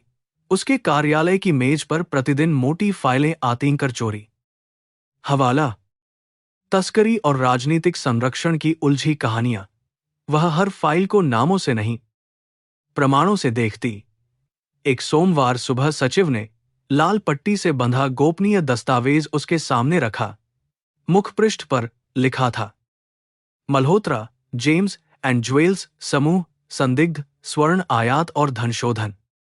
मीरा की उंगलियां फाइल पर ठहर गईं। 10 वर्षों का अतीत अचानक कमरे में उपस्थित हो गया। वह थप्पड़, पिता की खाली चारपाई, कमला की चूड़ियां, आरव की पहली रुलाई और अखबार की धुंधली तस्वीर। उसने धीरे से फाइल खोली। पहले पृष्ठ पर विक्रम मल्होत्रा का नाम प्रमुख निदेशक के रूप में दर्ज था। दूसरे पर रिया खन्ना मल्होत्रा और तीसरे पर राजेंद्र के हस्ताक्षर। मीरा ने आंखें बंद करके लंबी सांस ली। भाग्य ने उसे प्रतिशोध का अवसर नहीं, निष्पक्षता की सबसे कठिन परीक्षा दी थी। मीरा ने फाइल का पहला पृष्ठ दोबारा पढ़ा, फिर इंटरकॉम पर अपने वरिष्ठ अधिकारी का समय मांगा। कुछ ही मिनटों बाद वह अतिरिक्त महानिदेशक अनिल मेहरा के सामने बैठी थी। उसने बिना किसी भूमिका के बताया कि विक्रम मल्होत्रा उसका विधिक पति है। यद्यपि वे 10 वर्षों से अलग हैं और इस परिवार ने उसे चोरी के झूठे आरोप में घर से निकाला था। उसने अनुरोध किया कि जांच किसी अन्य अधिकारी को दी जाए। मेहरा ने लंबे मौन के बाद कहा कि उसने ईमानदारी दिखाकर पहला कठिन चरण पार कर लिया है। मेहरा ने समझाया कि फाइल प्रारंभिक स्तर पर कई इकाइयों से होकर आई है और मीरा की विशेषज्ञता इस जांच के लिए सर्वाधिक उपयुक्त मानी गई है। उन्होंने कहा कि उसका अतीत हितों के टकराव का जोखिम अवश्य है, पर वही अतीत उसे नेटवर्क की आंतरिक संरचना समझने में सहायता भी दे सकता है। निर्णय ये हुआ कि प्रत्येक कार्रवाई 2 स्वतंत्र अधिकारियों की निगरानी में होगी और मीरा कोई व्यक्तिगत बयान अकेले दर्ज नहीं करेगी। उसने शर्त स्वीकार की, किंतु भीतर भय था कि कहीं न्याय और प्रतिशोध की रेखा धुंधली न हो जाए। घर लौटकर उसने फाइल का उल्लेख आरव या कमला से नहीं किया। रात के भोजन पर आरव स्कूल की बहस प्रतियोगिता की बात करता रहा, जबकि मीरा यंत्रवत सिर हिलाती रही। बाद में कमला ने उसके चेहरे की थकान पहचान ली और पूछा कि क्या अतीत फिर द्वार पर आया है। मीरा ने सब बताया। कमला ने शांत स्वर में कहा कि भगवान कभी कभी हमें शत्रु पर विजय नहीं, स्वयं पर नियंत्रण की परीक्षा देते हैं। उसने मीरा का हाथ पकड़कर याद दिलाया कि कानून की कुर्सी पर बैठी स्त्री वही नहीं रह सकती जिसे वर्षा में धकेला गया था। अगली सुबह विशेष जांच दल गठित हुआ। उसमें फॉरेंसिक लेखाकार नसीम कुरैशी, साइबर विशेषज्ञ काव्या नायर, सीमा शुल्क अधिकारी सुरेश राठौड़ और निरीक्षक प्रदीप चौहान शामिल थे। मीरा ने पहली बैठक में स्पष्ट कर दिया कि परिवार से उसके पुराने संबंध के कारण कोई भी निष्कर्ष दोहरे सत्यापन के बिना स्वीकार नहीं होगा। उसने टीम को चेताया कि व्यक्तिगत इतिहास किसी प्रमाण का विकल्प नहीं है। नसीम ने खातों की प्राथमिक समीक्षा में बताया कि पिछले 5 वर्षों में समूह की घोषित बिक्री से कहीं अधिक विदेशी भुगतान हुए हैं। जांच का पहला वास्तविक द्वार खुल चुका था। बैंक अभिलेखों में कई छोटी कंपनियां दिखाई दीं, जिनके निदेशक ड्राइवर, घरेलू नौकर और दूर के रिश्तेदार थे। इन कंपनियों ने दुबई, सिंगापुर और मॉरिशस से परामर्श सेवाओं के नाम पर भुगतान प्राप्त किया, जबकि उनका कोई कार्यालय नहीं था। काव्या ने पाया कि अनेक ईमेल एक ही इंटरनेट पते से भेजे गए थे, जो मल्होत्रा मुख्यालय के निजी सर्वर से जुड़ा था। मीरा ने हर विवरण दर्ज कराया, पर विक्रम का नाम देखते ही भीतर पुरानी आवाजें लौटतीं। वह स्वयं को फाइल की भाषा में बांधकर आगे बढ़ती रही। सीमा शुल्क से प्राप्त सूचनाओं ने मामला और गंभीर बना दिया। सोने की खेपें मशीनरी के पुर्जों के रूप में घोषित की गई थीं, जबकि बीमा दस्तावेजों में उनका मूल्य कई गुना अधिक था। सुरेश ने बताया कि हर खेप के निरीक्षण अधिकारी अलग थे, फिर भी अनुमोदन की अंतिम मुहर एक ही क्षेत्रीय आयुक्त के कार्यालय से आई। नसीम ने उसी अवधि में राजेंद्र की कंपनी से राजनीतिक ट्रस्टों को बड़ी राशि जाते देखी। मीरा ने अनुमान नहीं लिखा, उसने केवल कड़ियां जोड़ी। अनुभव ने उसे सिखाया था कि जल्दबाजी सत्य की नहीं, बचाव पक्ष की सहायता करती है। जांच दल ने कर्मचारियों से गुप्त बातचीत शुरू की। अधिकांश लोग भयभीत थे और कहते थे कि उन्हें कुछ नहीं मालूम। एक वृद्ध मुनीम, गोपाल दास, ने पहले मिलने से इनकार किया, फिर आधी रात फोन कर कहा कि वह सुरक्षित स्थान पर बात करेगा। दिल्ली के एक गुरुद्वारे के अतिथि कक्ष में उसने बताया कि राजेंद्र 2 अलग बही खाते रखते थे, एक सरकारी निरीक्षण के लिए, दूसरा वास्तविक लेन देन के लिए। उसने स्वीकार किया कि कई नकली बिल उसने स्वयं बनाए, क्योंकि उसके बेटे की बीमारी का खर्च कंपनी उठा रही थी और नौकरी छोड़ना असंभव था। गोपाल दास ने एक पुरानी पेन ड्राइव सौंपते हुए कहा कि उसमें 5 वर्ष पुराने खातों की प्रतियां हैं। उसने यह भी बताया कि महत्वपूर्ण सौदों के निर्देश विक्रम के निजी कार्यालय से आते थे, जबकि रिया विदेशी संपर्कों और नकली सलाहकार कंपनियों को नियंत्रित करती थी। राजेंद्र अंतिम स्वीकृति देते थे। मीरा ने उससे पूछा कि क्या किसी कर्मचारी को जबरन दस्तावेजों पर हस्ताक्षर करवाए गए। प्रश्न सुनते ही गोपाल दास ने नजरें झुका लीं और कहा कि मल्होत्रा परिवार के लिए कागज पर हस्ताक्षर मनुष्य की इच्छा से अधिक भय पर निर्भर करते थे। पेन ड्राइव की फॉरेंसिक जांच में सैकड़ों बिल, कूटनामों वाली भुगतान सूची और सोने की वास्तविक मात्रा दर्ज थी। एक फोल्डर का नाम विशेष व्यवस्था था, जिसमें पुलिस और कर अधिकारियों को दिए गए धन का हिसाब रखा गया था। सूची में देवेंद्र यादव का नाम देखकर मीरा की सांस रुक गई। भुगतान 10 वर्ष पहले शुरू हुए थे, ठीक उसी महीने जब उसे घर से निकाला गया था। बाद के वर्षों में भी उसे छोटी राशियां मिलती रहीं।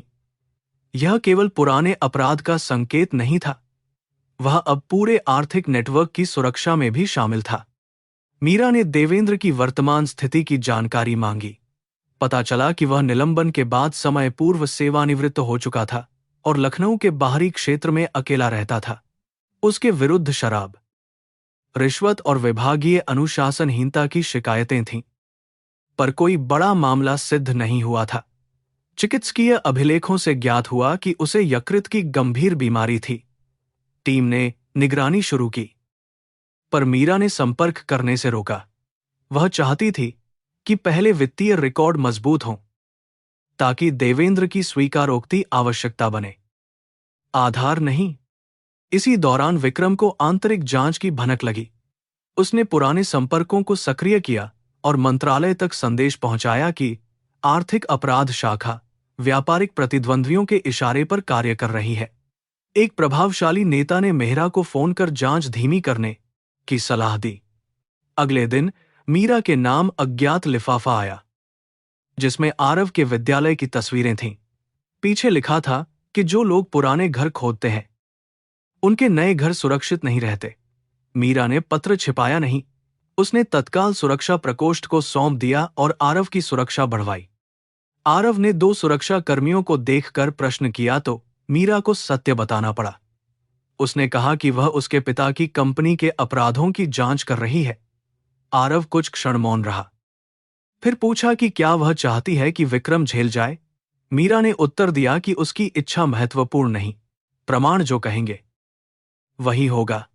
आरव ने धीरे से कहा कि वह मां पर विश्वास करता है, पर पिता के नाम से जुड़ा होना उसे भारी लगता है। मीरा ने उसे बाहों में लेकर कहा कि मनुष्य अपने जन्म से नहीं, कर्म से पहचाना जाता है। अर्जुन अब केंद्रीय अभियोजन विभाग में नियुक्त था। मामला कानूनी सलाह के लिए उसके प्रभाग पहुंचा तो उसने संभावित हितों के टकराव की सूचना लिखित रूप से दी। फिर भी उसे प्रक्रिया की निगरानी में रखा गया क्योंकि उसने पुराने अभिलेख पहले से संभाल रखे थे। मीरा से मिलते समय उसने स्पष्ट कहा कि 10 वर्ष पुरानी चोरी की घटना और वर्तमान धनशोधन जांच अलग मार्ग है। पुराने अन्याय को नए मामले में मिलाने से पूरा अभियोजन कमजोर हो सकता है। मीरा ने सहमति दी, किंतु भीतर वह जानती थी कि दोनों मार्ग अंततः एक ही घर तक जाते हैं। टीम ने न्यायालय से सीमित निगरानी आदेश प्राप्त किया। विक्रम और रिया के व्यावसायिक संचार रिकॉर्ड किए जाने लगे।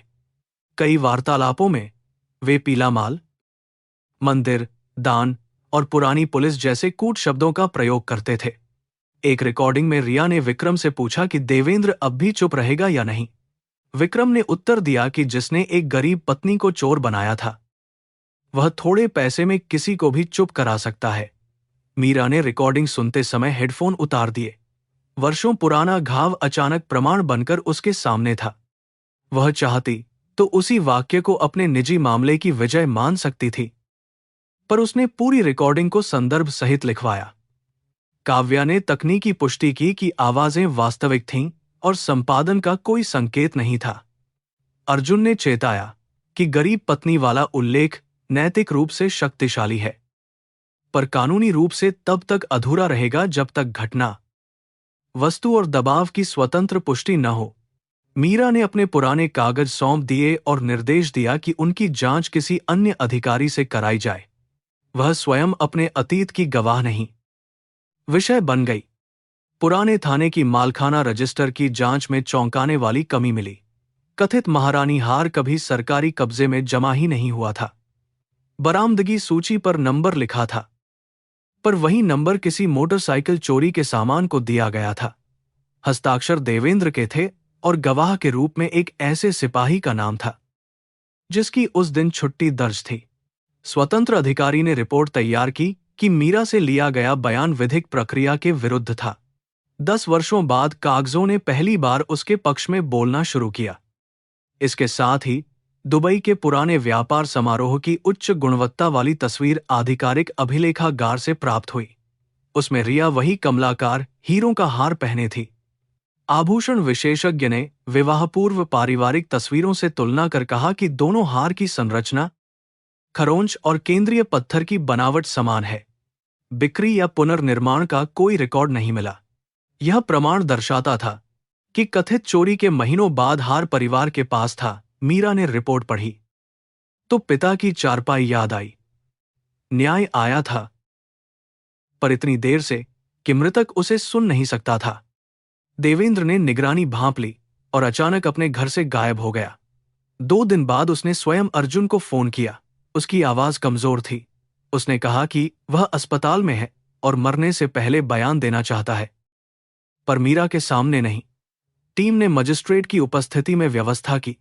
देवेंद्र ने स्वीकार किया कि राजेंद्र ने उसे नकद धन दिया था ताकि मीरा को जेल का भय दिखाकर हस्ताक्षर करवाए जाएं। उसने बताया कि हार रिया स्वयं लाई थी और बरामदगी का दृश्य पहले से तय किया गया था। देवेंद्र ने यह भी स्वीकार किया कि हरिनारायण के कर्ज और गिरफ्तारी की धमकी पूरी तरह झूठी थी। उसे पता था कि बूढ़े पिता का भय मीरा को तोड़ देगा। यह सुनते समय मीरा कांच के पार बैठी थी, क्योंकि औपचारिक बयान के दौरान उसकी उपस्थिति उचित नहीं मानी गई। उसके हाथ कांपने लगे। वर्षों से वह सोचती रही थी कि शायद पिता वास्तव में किसी कर्ज में थे और उसने हस्ताक्षर करके उन्हें बचाया था। अब उसे पता चला कि उसका त्याग भी अपराधियों की बनाई हुई काल्पनिक आग के लिए था। बयान के बाद देवेंद्र ने एक पुरानी लोहे की पेटी का स्थान बताया जिसे उसने अपने पैतृक घर में छिपाया था। तलाशी में रिश्वत की डायरी, राजेंद्र के हस्ताक्षर वाले लिफाफे और एक छोटी आवाज रिकॉर्डर मिला। उसमें 10 वर्ष पुरानी बातचीत सुरक्षित थी। राजेंद्र कह रहा था कि मीरा को बिना मुकदमे के निकालना होगा, क्योंकि अदालत में मामला गया तो हार दिखाना पड़ेगा। विक्रम की आवाज सुनाई दी कि वह हस्ताक्षर कर देगी, बस उसके पिता का नाम लेना। रिकॉर्डिंग टूटी हुई थी, पर सत्य का ढांचा पूरा हो चुका था। मीरा अस्पताल के गलियारे में देवेंद्र से संयोगवश आमने सामने हुई। वह व्हीलचेयर पर बैठा था, चेहरा पीला और आंखें धंसी हुई थीं। उसने हाथ जोड़कर क्षमा मांगी और कहा कि बीमारी उसके कर्मों का फल है। मीरा ने शांत स्वर में उत्तर दिया कि बीमारी दंड नहीं, शरीर की अवस्था है। दंड वह भय है जिसके साथ वह 10 वर्ष जिया। उसने कहा कि क्षमा देना उसका व्यक्तिगत अधिकार है, पर अपराध से मुक्त करना अदालत का काम होगा। देवेंद्र रो पड़ा। मीरा मुड़ी, पर उसके कदमों में विजय नहीं, भारी थकान थी। सभी प्रमाणों को मिलाकर टीम ने तलाशी, बैंक खातों के अस्थायी प्रतिबंध और प्रमुख आरोपियों की गिरफ्तारी की अनुमति मांगी। आवेदन हजारों पृष्ठों का था। नसीम ने धन प्रवाह समझाया, काव्या ने डिजिटल साक्ष्य, सुरेश ने तस्करी मार्ग और स्वतंत्र अधिकारी ने पुराने झूठे मामले की कड़ी प्रस्तुत की। न्यायाधीश ने पूछा कि क्या इतनी बड़ी कार्रवाई केवल एक परिवार को निशाना बनाने का प्रयास तो नहीं? मीरा ने उत्तर दिया कि आवेदन नामों पर नहीं, सत्यापित लेनदेन पर आधारित है। उसने अपने संबंध का खुलासा भी रिकॉर्ड में दोहराया। न्यायालय ने कई घंटों की सुनवाई के बाद सीमित किंतु शक्तिशाली आदेश जारी किया। मल्होत्रा समूह के 14 परिसरों की तलाशी, 13 बैंक खातों पर रोक, विदेशी लेनदेन की जब्ती और विक्रम, रिया तथा 2 अधिकारियों के विरुद्ध गैर जमानती वारंट स्वीकृत हुए। राजेंद्र की आयु और स्वास्थ्य के कारण तत्काल गिरफ्तारी के बजाय चिकित्सकीय निगरानी में पूछताछ का आदेश दिया गया। आदेश की प्रति मीरा के हाथ में आई तो उसे वही लाल थैली याद आई जिसे वह कभी पति को देने वाली थी। तब उसके हाथ में जीवन का समाचार था, आज कानून का। कार्रवाई की तारीख गोपनीय रखी गई। संयोग से वही दिन चुना गया जब मल्होत्रा हवेली में राजेंद्र के छोटे भाई के पोते की सगाई होने वाली थी। कई प्रभावशाली अतिथि उपस्थित रहते, इसलिए टीम ने अतिरिक्त सुरक्षा की योजना बनाई। मीरा ने पूछा कि क्या कार्यक्रम के बाद कार्रवाई की जा सकती है। मेहरा ने कहा कि अपराधी सार्वजनिक समारोहों को ढाल बनाते हैं और विलंब से साक्ष्य नष्ट हो सकते हैं। मीरा ने निर्णय स्वीकार किया। उसे समझ आ गया कि न्याय कभी सुविधाजनक समय नहीं चुनता, वह उसी क्षण आता है जब प्रमाण उसे बुलाते हैं। रात को वह देर तक जागती रही। सामने मेज पर वारंट रखा था और पास ही आरव द्वारा बचपन में लिखा कागज मेरी मां कभी नहीं हारती। अर्जुन ने फोन पर पूछा कि क्या वह अभियान का नेतृत्व करने के लिए तैयार है। मीरा ने कहा कि तैयारी और शांति एक ही बात नहीं है। उसने भय स्वीकार किया, पर पीछे हटने से इनकार किया। कमला ने उसके माथे पर हाथ रखा और पिता की रामचरितमानस से एक चौपाई पढ़ी। मीरा ने आंखें बंद की। उसने प्रतिशोध नहीं, निष्पक्षता की प्रार्थना की। भोर से पहले विशेष दल मुख्यालय के प्रांगण में एकत्र हुआ। वाहनों की छत पर नीली बत्तियां बंद थीं और सभी अधिकारियों के फोन सील कर दिए गए। मीरा ने अंतिम ब्रीफिंग में कहा कि कोई अपमानजनक भाषा नहीं होगी, कोई अनावश्यक बल प्रयोग नहीं होगा और परिवार की स्त्रियों तथा वृद्धों की गरिमा सुरक्षित रखी जाएगी। उसने जोड़ा कि वे अपराधियों को नहीं, प्रमाणों को गिरफ्तार करने जा रहे हैं। फिर उसने चमड़े के फोल्डर में न्यायालय का आदेश रखा। 10 वर्ष पहले वही हाथ खाली थे, आज उनमें राज्य की वैधानिक शक्ति थी। काफिला लखनऊ की ओर बढ़ा तो पूर्वी आकाश हल्का होने लगा। सड़क के दोनों ओर धुंध में खेत पीछे छूटते गए। मीरा ने खिड़की से बाहर देखा और बेलापुर की दिशा में सिर झुका दिया। उसे पिता, मां की पायल, टीन की छत, कमला की चूड़ियां और आरव की पहली सांस याद आई। हर स्मृति इस यात्रा का हिस्सा थी। फिर भी उसने स्वयं से कहा कि हवेली पहुंचने वाली स्त्री केवल घायल पत्नी नहीं होगी, वह अधिकारी होगी और उसके हाथ का आदेश किसी निजी बदले का नहीं, वर्षों से जमा सत्य का भार उठाएगा।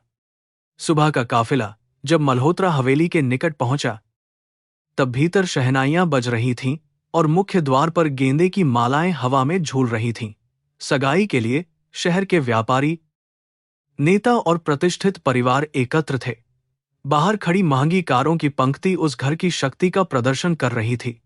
मीरा ने वाहन की खिड़की से वही चौखट देखी जहां 10 वर्ष पहले उसे भीगी साड़ी में धकेला गया था। उसकी हथेली फोल्डर पर कस गई, पर चेहरा शांत रहा। मीरा ने दल को अंतिम संकेत दिया।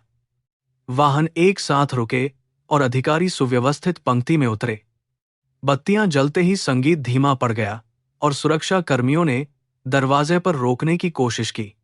निरीक्षक प्रदीप ने न्यायालय का आदेश दिखाया। फिर भी हवेली का प्रबंधक ऊंचे स्वर में नाम पूछता रहा। तभी मीरा आगे बढ़ी। उसे देखते ही कुछ पुराने नौकरों ने एक दूसरे की ओर देखा। वर्षों ने उसके वस्त्र, चाल और पद बदल दिए थे, पर उसकी आंखों की स्थिरता वही थी। सावित्री सीढ़ियों से नीचे उतरी। रेशमी साड़ी, हीरे का हार और माथे पर चौड़ी बिंदी के पीछे उनका चेहरा पहले की तरह कठोर था। उन्होंने अधिकारियों पर चिल्लाकर कहा कि समारोह के दिन घर में घुसना अपमान है। फिर उनकी दृष्टि मीरा पर पड़ी और शब्द अचानक रुक गए। कुछ क्षण वे पहचान ही नहीं सकीं। जब पहचान आई तो चेहरे पर घृणा, भय और अविश्वास एक साथ तैर गए। मीरा ने नमस्कार नहीं किया। उसने केवल अपना परिचय और आदेश का उद्देश्य स्पष्ट किया। विक्रम मुख्य बैठक से बाहर आया। उसके हाथ में आधा भरा गिलास था और चेहरे पर मेहमानों के सामने मुस्कुराहट बनाए रखने की कोशिश। उसने मीरा को देखकर पहले हंसी उछाली, जैसे कोई पुरानी नौकरानी अधिकार जताने आ गई हो। उसने पूछा कि वह किस अधिकार से उसके घर में घुसी है। मीरा ने फोल्डर खोला, मुहर लगी प्रति सामने की और शांत स्वर में कहा कि वह आर्थिक अपराध शाखा की उपनिदेशक के रूप में न्यायालय का आदेश लागू करने आई है। विक्रम की मुस्कान वहीं ठहर गई। आदेश में 14 परिसरों की तलाशी, बैंक खातों पर रोक और विक्रम की गिरफ्तारी का उल्लेख था। मीरा ने प्रत्येक बिंदु स्पष्ट पढ़ा ताकि उपस्थित गवाह सुन सकें। सगाई का संगीत पूरी तरह बंद हो चुका था। मेहमान अपने फोन निकालने लगे, पर अधिकारियों ने रिकॉर्डिंग नियंत्रित कर दी। विक्रम ने कागज छीनने का प्रयास किया, किंतु प्रदीप बीच में आ गया। उसने कहा कि यह कोई पारिवारिक विवाद नहीं, न्यायिक कार्रवाई है। शब्द गैर जमानती वारंट सुनते ही विक्रम के हाथ का गिलास फर्श पर गिरकर टूट गया। रिया उस समय ऊपर के कमरे में थी। नीचे की हलचल सुनकर उसने खिड़की से नीली बत्तियां देखी और तुरंत स्थिति समझ गई। उसने अलमारी से पासपोर्ट, विदेशी मुद्रा और एक छोटा आभूषण बैग निकाला। अपने सहायक को संदेश भेजकर पिछला द्वार खुलवाने को कहा।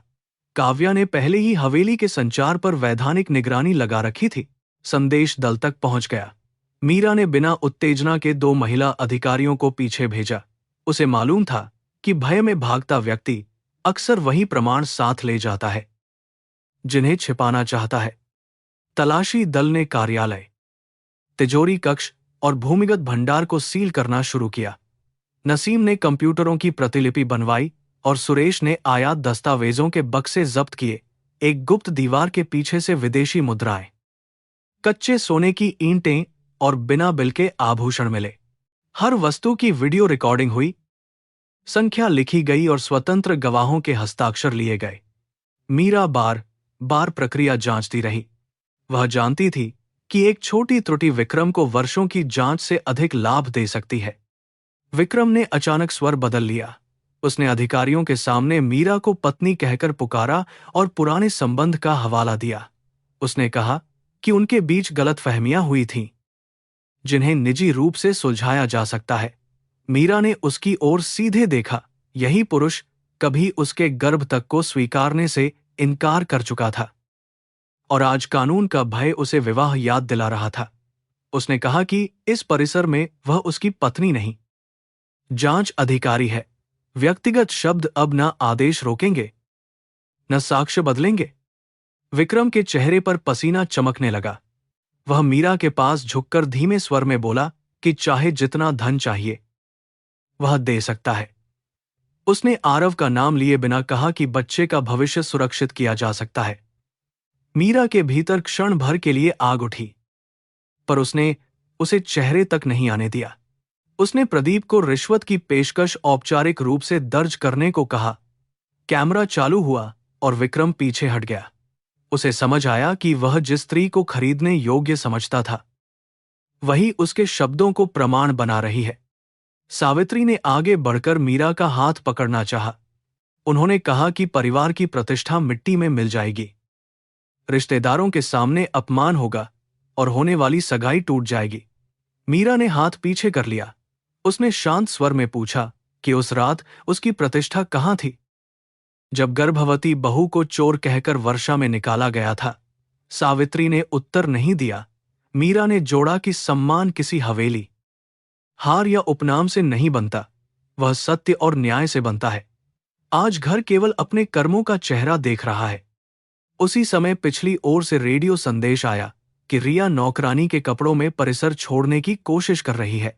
महिला अधिकारियों ने उसे रोका, पर वह चिल्लाई कि वह बीमार रिश्तेदार से मिलने जा रही है। उसके बैग से 2 पासपोर्ट, दुबई की टिकट, नकद डॉलर और एक एन्क्रिप्टेड उपकरण मिला। गिरफ्तारी आदेश पढ़ते ही उसने विक्रम को दोष देना शुरू कर दिया। उसने कहा कि सारे निर्णय उसी ने लिए थे। विक्रम ने भी पलटकर उसे षड्यंत्र की मुख्य योजनाकार कहा। लालच से बना संबंध भय के पहले झटके में टूट गया। राजेंद्र अपने निजी कक्ष में दस्तावेज जलाने का प्रयास करते पाए गए। धुआं देखकर अधिकारी भीतर पहुंचे और अधजले कागज बरामद किए। उनमें विदेशी खातों के कोड और राजनीतिक भुगतान की सूची थी। राजेंद्र ने मीरा को देखते ही कहा कि वह परिवार से बदला लेने आई है। मीरा ने उत्तर दिया कि यदि उसे बदला लेना होता तो वह प्रक्रिया और गवाहों की इतनी सावधानी न रखती। उसने चिकित्सकीय टीम बुलाने को कहा, क्योंकि राजेंद्र का रक्तचाप तेजी से बढ़ रहा था। न्याय कठोर हो सकता है, पर क्रूर नहीं होना चाहिए। कुछ ही मिनटों बाद राजेंद्र के सीने में तेज दर्द उठा और वे कुर्सी से गिर पड़े। हवेली में अफरा तफरी मच गई। सावित्री ने मीरा पर चिल्लाकर कहा कि उनके पति की मृत्यु हुई तो दोष उसी का होगा। मीरा ने स्वयं एम्बुलेंस का मार्ग साफ कराया और डॉक्टर को सभी आवश्यक दस्तावेज दिए। चिकित्सा अधिकारी ने बताया कि तत्काल अस्पताल ले जाना होगा। राजेंद्र को स्ट्रेचर पर बाहर ले जाते समय उनकी आंखें मीरा से मिलीं। उनमें आदेश देने वाला गर्व नहीं, अपने बनाए जाल से घिरे मनुष्य का भय था। समारोह में आए अनेक अतिथि चुपचाप निकलना चाहते थे, पर जांच दल ने केवल आवश्यक गवाहों को रोककर शेष लोगों को व्यवस्थित रूप से जाने दिया। बाहर समाचार वाहनों की भीड़ जमा हो चुकी थी। किसी ने सूचना लीक कर दी थी। कैमरों के सामने मीरा से सनसनीखेज बयान मांगे गए, किंतु उसने केवल इतना कहा कि कार्रवाई न्यायालय के आदेश और उपलब्ध प्रमाणों के आधार पर हो रही है। उसने पुराने वैवाहिक संबंध पर कोई टिप्पणी नहीं की। उसकी संयमित चुप्पी विक्रम की घबराई सफाइयों से अधिक प्रभावशाली थी। तिजोरी कक्ष से वही महारानी हार मिला जिसके कारण मीरा को चोर कहा गया था। वह लाल मखमली डिब्बे में रखा था और उसके साथ बीमा नवीनीकरण के दस्तावेज थे, जिन पर वर्षों बाद की तारीखें थीं। स्वतंत्र गवाहों के सामने डिब्बा खोला गया। कमलाकार लटकन दीपक की रोशनी में चमका, पर मीरा की आंखों में कोई लालच नहीं था। उसने केवल जब्ती सूची पर विवरण लिखवाया। कभी उस हार ने उसका घर, पिता और नाम छीन लिया था। आज वही वस्तु अपने असली स्वामियों के झूठ की गवाही दे रही थी। विक्रम ने हार देखते ही घबराकर कहा कि यह दूसरा आभूषण है।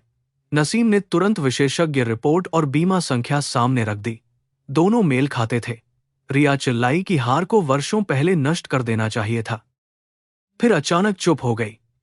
उसका अनजाने में निकला वाक्य कमरे में गूंजता रहा और कैमरे में दर्ज हो गया।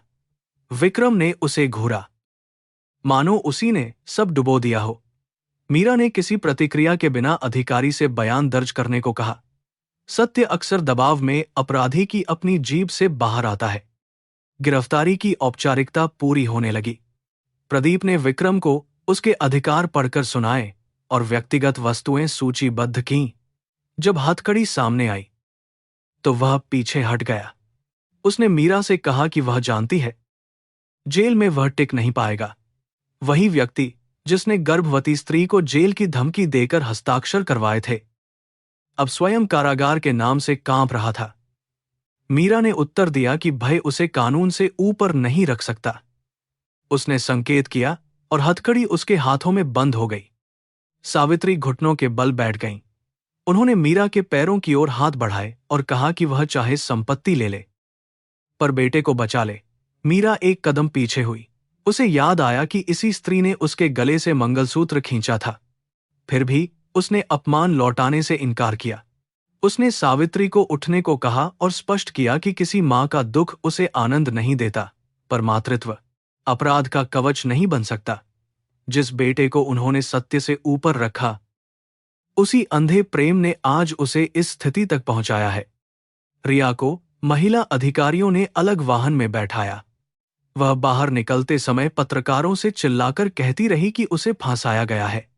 उसके फोन से प्राप्त संदेशों ने दिखाया कि एक निजी विमान शाम को दिल्ली से उड़ने वाला था और हवाई अड्डे पर उसके लिए दूसरा नाम तैयार किया गया था। काव्या ने संबंधित अधिकारियों को सतर्क कर दिया। रिया की भागने की योजना पूरी तरह विफल थी। मीरा ने उसे देखते हुए सोचा कि शक्ति का सबसे बड़ा भ्रम यही है कि धन हर सीमा पर नया रास्ता खरीद सकता है। जब विक्रम को मुख्य द्वार तक लाया गया, तभी बाहर खड़ी कार से आरव उतरता दिखाई दिया। कमला की तबीयत अचानक खराब होने पर स्कूल से लौटते समय सुरक्षा दल उसे अस्पताल ले जा रहा था और रास्ता हवेली के पास रोका गया था।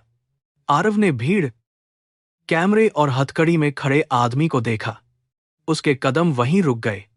मीरा की दृष्टि बेटे पर पड़ी तो पहली बार उस दिन उसका संयम डगमगाया। उसने तुरंत एक अधिकारी से आरव को दूर ले जाने को कहा, पर देर हो चुकी थी। विक्रम ने आरव की आंखों और चेहरे में अपना रक्त पहचान लिया। वह अचानक आगे बढ़ा, पर हथकड़ी और अधिकारियों ने रोक दिया। उसने कांपती आवाज में पूछा कि क्या यह उसका बेटा है। मीरा मौन रही, क्योंकि उत्तर वर्षों से स्पष्ट था। आरव ने मां की ओर देखा, फिर विक्रम की ओर। उसके चेहरे पर घृणा से अधिक गहरा प्रश्न था। विक्रम ने उसका नाम पुकारने की कोशिश की, यद्यपि उसने यह नाम पहले कभी पिता की तरह नहीं लिया था। आरव ने कोई उत्तर नहीं दिया और धीरे से मीरा के पास आकर खड़ा हो गया। विक्रम की आंखों में पहली बार ऐसा भय आया जो गिरफ्तारी से भी बड़ा था। उसे समझ में आया कि उसने केवल पत्नी नहीं खोई, अपने बेटे के जीवन से भी स्वयं को मिटा दिया। उसने आरव से कहा कि परिस्थितियां कठिन थीं और उसने गलतियां की। आरव ने शांत स्वर में पूछा कि क्या किसी कठिन परिस्थिति में निर्दोष मां को चोर बनाना आवश्यक होता है। यह प्रश्न सुनकर विक्रम की गर्दन झुक गई। मीरा ने बेटे को रोकना नहीं चाहा। सत्य का सामना कभी कभी अदालत से पहले संतान की आंखों में होता है। आरव ने आगे कुछ नहीं कहा। उसने मां का हाथ पकड़ लिया।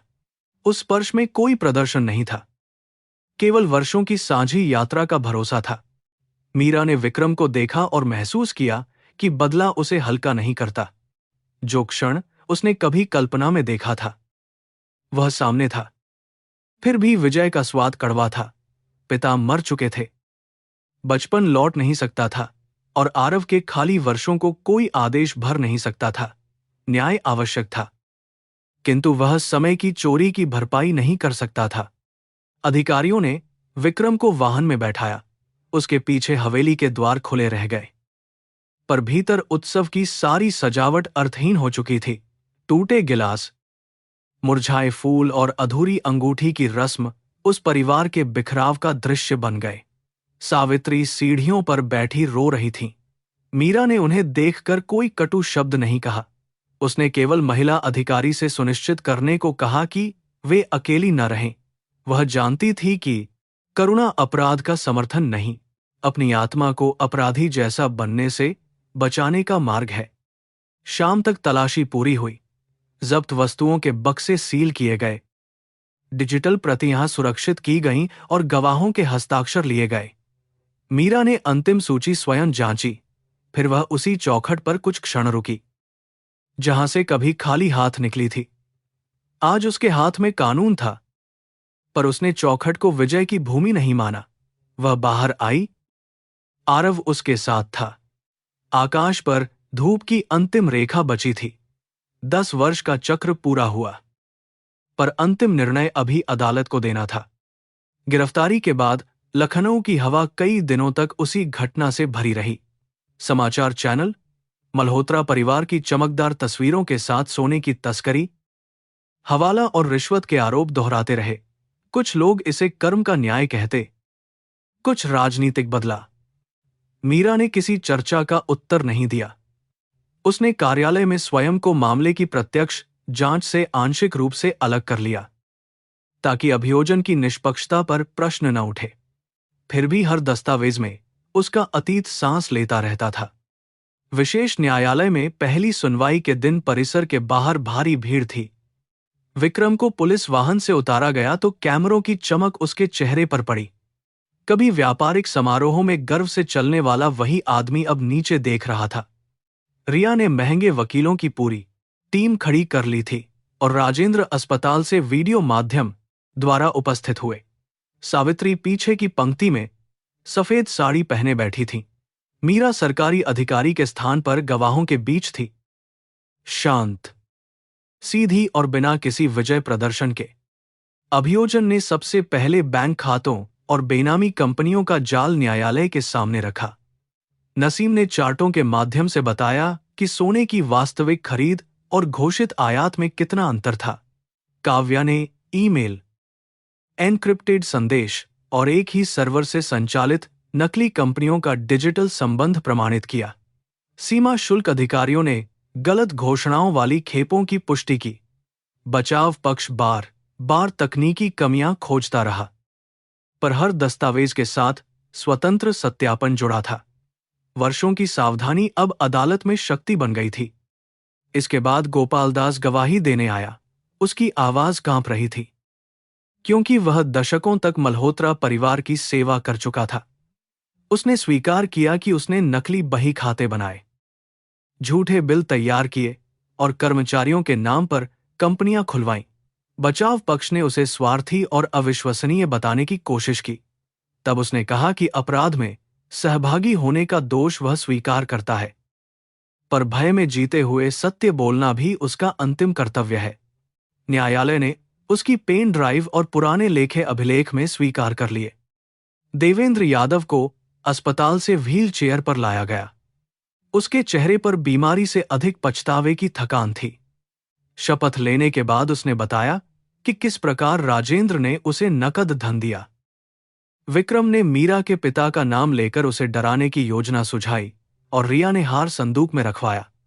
उसने स्वीकार किया कि बरामदगी सूची झूठी थी। मालखाना नंबर बदला गया और मीरा से दबाव में हस्ताक्षर कराए गए। अदालत में गहरा मौन छा गया।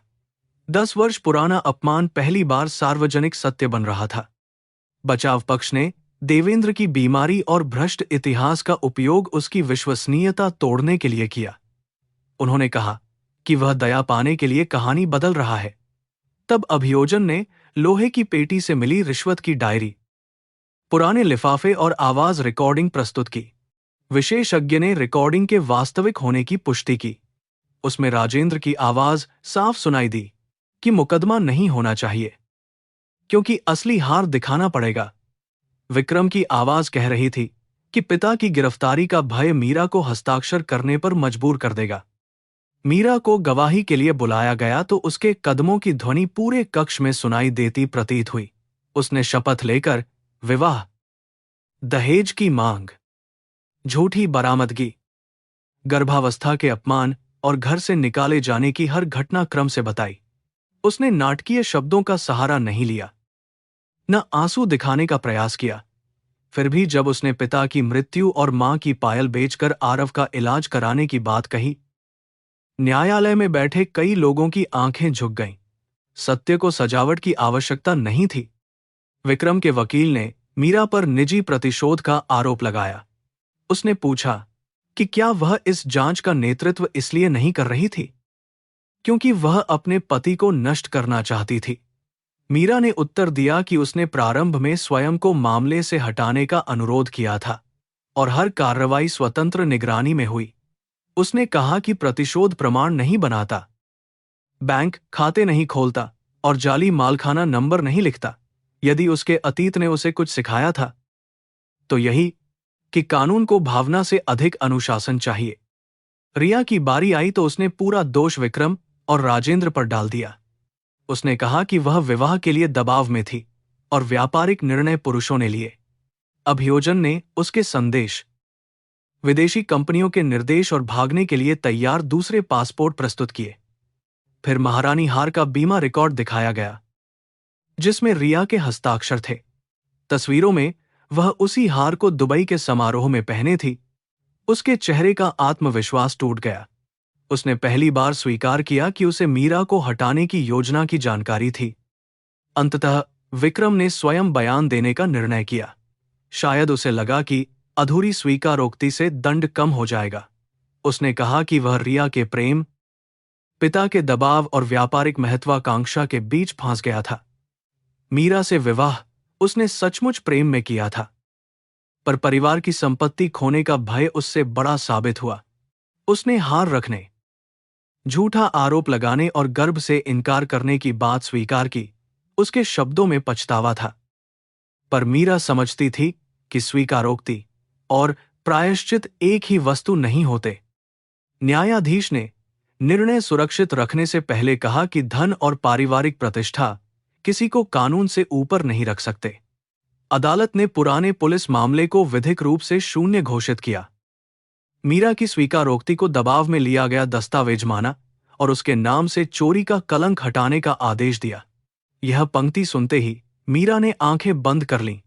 उसे लगा जैसे पिता की लिखावट फिर सामने आ गई हो। ज्ञान, एक दिन सम्मान लौट आएगा। सम्मान लौटा था, किंतु उसे पाने में जीवन का पूरा दशक लगा था। अंतिम निर्णय कई सप्ताह बाद सुनाया गया। विक्रम को धनशोधन, तस्करी, रिश्वत, आपराधिक षड्यंत्र और प्रमाण गढ़ने के अपराधों में लंबी कारावास की सजा मिली। रिया को विदेशी खातों, नकली कंपनियों और न्याय से भागने की योजना के लिए दोषी ठहराया गया। राजेंद्र को स्वास्थ्य की स्थिति देखते हुए चिकित्सकीय निगरानी में दंडित किया गया, पर उनकी संपत्तियों पर व्यापक कुर्की का आदेश हुआ। देवेंद्र को भी अपराध से मुक्त नहीं किया गया। उसकी स्वीकारोक्ति ने दंड घटाया, मिटाया नहीं। कानून ने प्रत्येक कर्म का अलग लेखा बनाया। सावित्री की दुनिया कुछ ही महीनों में बदल गई। हवेली सरकारी सील में चली गई, आभूषण जब्त हुए और रिश्तेदारों ने दूरी बना ली। जिन लोगों ने उनके भोजों में प्रशंसा की थी, वे फोन उठाना भी बंद कर चुके थे। उन्हें शहर के पुराने हिस्से में एक छोटे किराए के घर में रहना पड़ा। पहली रात बिजली गई तो वे अंधेरे में बैठी रहीं और मीरा की टीन वाली छत की कल्पना करती रहीं। उन्हें पहली बार समझ आया कि अभाव केवल वस्तुओं की कमी नहीं, सुरक्षा और सम्मान के टूटने का नाम भी है। कुछ महीनों बाद सावित्री मीरा के कार्यालय पहुंची। उनके हाथों में कोई सोना नहीं था, केवल पूजा की छोटी थैली और थका हुआ चेहरा। उन्होंने कहा कि वे क्षमा मांगने आई हैं, पर स्वयं भी जानती हैं कि एक क्षमा 10 वर्ष नहीं लौटा सकती। मीरा ने उन्हें बैठाया और पानी दिया। सावित्री रोते हुए बोलीं कि उन्होंने कुल, दहेज और समाज के भय में एक निर्दोष स्त्री को नष्ट कर दिया। मीरा ने कहा कि वह उनके लिए घृणा नहीं रखती, पर भूल जाने का वचन भी नहीं दे सकती। आरव ने लंबे समय तक विक्रम से मिलने से इनकार किया। उसे लगता था कि जेल जाना पिता के किए का सरल परिणाम है, जबकि मां ने उससे अधिक कठिन दंड भोगा था। मीरा ने उस पर कोई दबाव नहीं डाला। उसने केवल कहा कि मुलाकात क्षमा नहीं होती और दूरी भी हमेशा न्याय नहीं होती। कई महीनों बाद आरव ने स्वयं मिलने की इच्छा जताई। वह जानना चाहता था कि जिस आदमी का रक्त उसकी नसों में है, क्या उसके भीतर सचमुच कोई मानवता बची है। मीरा उसे लेकर केंद्रीय कारागार पहुंची। मुलाकात कक्ष की मोटी कांच की दीवार के पार विक्रम बहुत बदल चुका था। उसके बाल सफेद होने लगे थे और आंखों के नीचे गहरे गड्ढे थे। उसने आरव को देखते ही रिसीवर कसकर पकड़ लिया। कुछ क्षण वह बोल नहीं सका। फिर उसने कहा कि उसे बेटे का नाम भी अदालत की फाइल से जानना पड़ा। आरव ने शांत स्वर में उत्तर दिया कि नाम जानना पिता होना नहीं है।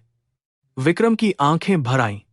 उसने स्वीकार किया कि उसने भय और लालच में अपने जीवन की सबसे बड़ी जिम्मेदारी छोड़ दी। विक्रम ने कहा कि वह अपनी बची हुई संपत्ति आरव के नाम करना चाहता है।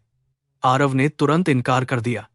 उसने कहा कि वह उस धन से अपना भविष्य नहीं बनाएगा जिसमें मजदूरों का अधिकार, रिश्वत और मां के आंसू मिले हों। फिर उसने धीमे स्वर में कहा कि वह पिता से नफरत नहीं करना चाहता, क्योंकि नफरत उसे भी कैदी बना देगी। लेकिन क्षमा पाने के लिए विक्रम को जेल में समय काटने से अधिक करना होगा। उसे हर दिन अपने किए को समझना और बिना बहाना बनाए स्वीकार करना होगा। वापसी में मीरा ने आरव से पूछा कि वह कैसा महसूस कर रहा है। उसने कहा कि खालीपन पूरी तरह समाप्त नहीं हुआ, पर अब उसके पास उस खालीपन का चेहरा है। मीरा ने उसका हाथ थाम लिया। उसे गर्व था कि उसका बेटा क्रोध में भी न्याय की भाषा बोल सका। उसने सोचा, शायद यही उसकी सबसे बड़ी विजय है। उसने अपने बच्चे को पीड़ा की विरासत तो दी, पर घृणा की नहीं। कर्म का चक्र केवल दंड से नहीं टूटता, वह तब टूटता है जब अगली पीढ़ी वही हिंसा दोहराने से इनकार करती है। कमला की सेहत धीरे धीरे गिरने लगी। वर्षों की मेहनत, अधूरी दवाइयां और उम्र ने उसके शरीर को कमजोर कर दिया था। मीरा उसे दिल्ली के अच्छे अस्पताल ले गई, पर डॉक्टरों ने कहा कि हृदय बहुत थक चुका है। कमला फिर भी मुस्कुराती और कहती कि उसने जीवन से मांगने योग्य सब पा लिया है। उसने मीरा को अधिकारी बनते, आरव को ईमानदार युवक बनते और सत्य को अदालत में जीतते देख लिया था। अब उसे केवल यह चिंता थी कि उनके जाने के बाद मीरा फिर अकेलेपन की दीवार न खड़ी कर ले। एक शाम कमला ने अर्जुन को पास बुलाया और उसका हाथ मीरा की हथेली पर रख दिया। उसने कोई विवाह का आदेश नहीं दिया, केवल कहा कि जीवन भर सहारा देना और सहारा स्वीकार करना दोनों साहस मांगते हैं। रात को उसने मीरा से आरव के बचपन की बातें की, हरिनारायण का प्रमाण पत्र देखने की इच्छा जताई और रामचरितमानस की वही पंक्ति सुनते हुए आंखें बंद कर लीं। भोर तक उसकी सांस शांत हो चुकी थी। मीरा ने मां की तरह उसके चरण छुए और पहली बार स्वयं को फिर अनाथ महसूस किया। कमला की अंतिम इच्छा के अनुसार उसकी अस्थियां गोमती में प्रवाहित की गईं। स्टेशन के वे बच्चे जिन्हें मीरा कभी टीन की दीवार पर पढ़ाती थी, अब बड़े होकर अलग अलग कामों में थे और सब अंतिम यात्रा में आए। किसी ने बताया कि कमला ने भूखे यात्री को भोजन दिया था। किसी ने कहा कि उसने अनाथ बच्ची की फीस भरी थी। मीरा समझ गई कि कमला निर्धन होकर भी कितनी संपन्न थी। उसके पास संपत्ति नहीं थी, पर अनेक जीवनों में उसका अंश था। यही मनुष्य की सच्ची विरासत होती है। मीरा को न्यायालय से मुआवजा और जब्त संपत्तियों से निर्धारित वैधानिक राशि मिली। उसने उसका बड़ा भाग अपने लिए रखने से इनकार कर दिया। लखनऊ में स्टेशन के पास उसने कमला न्याय एवं आश्रय केंद्र स्थापित किया, जहां परित्यक्त स्त्रियों, झूठे मामलों में फंसी गरीब महिलाओं और उनके बच्चों को कानूनी सहायता, अस्थायी निवास तथा शिक्षा मिलती थी। प्रवेश कक्ष में किसी महंगे दाता की तस्वीर नहीं, कमला की फूल बेचते समय ली गई साधारण तस्वीर लगी थी। नीचे लिखा था, दया सबसे बड़ी संपत्ति है। केंद्र के उद्घाटन पर सावित्री भी आईं। वे भीड़ के पीछे खड़ी रहीं और किसी ने उन्हें विशेष स्थान नहीं दिया। मीरा ने मंच से उनका नाम नहीं लिया, न उन्हें अपमानित किया। कार्यक्रम के बाद सावित्री ने चुपचाप एक छोटी राशि दान पेटी में रखी, जो शायद उनकी बची हुई पेंशन का हिस्सा थी। उन्होंने कहा कि यह प्रायश्चित नहीं, केवल शुरुआत है। मीरा ने सिर झुका लिया। वह जानती थी कि कर्म का अर्थ मनुष्य को हमेशा के लिए दोष में बंद करना नहीं, परिवर्तन का अवसर देना भी है। अर्जुन वर्षों से मीरा के साथ था, पर उसने कभी उसके निर्णय पर अधिकार नहीं जताया।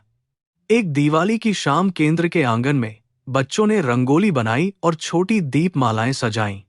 अर्जुन ने मीरा से कहा कि वह उसके अतीत को बदलना नहीं चाहता और न उसके घावों को भूलने का आग्रह करता है। वह केवल भविष्य में उसके साथ चलना चाहता है, जहां दोनों बराबरी से निर्णय लें। मीरा ने तुरंत उत्तर नहीं दिया। उसने एक जलता दीप उठाकर अर्जुन के दीप के पास रख दिया। दोनों लौ अलग थीं, पर प्रकाश एक हो गया। आरव ने दूर खड़े होकर मां के चेहरे पर वह शांति देखी जो बचपन में कभी नहीं देखी थी। उसने मुस्कुराकर कमला की तस्वीर के सामने एक दीप रखा बाहर पटाखों की आवाजें उठ रही थीं।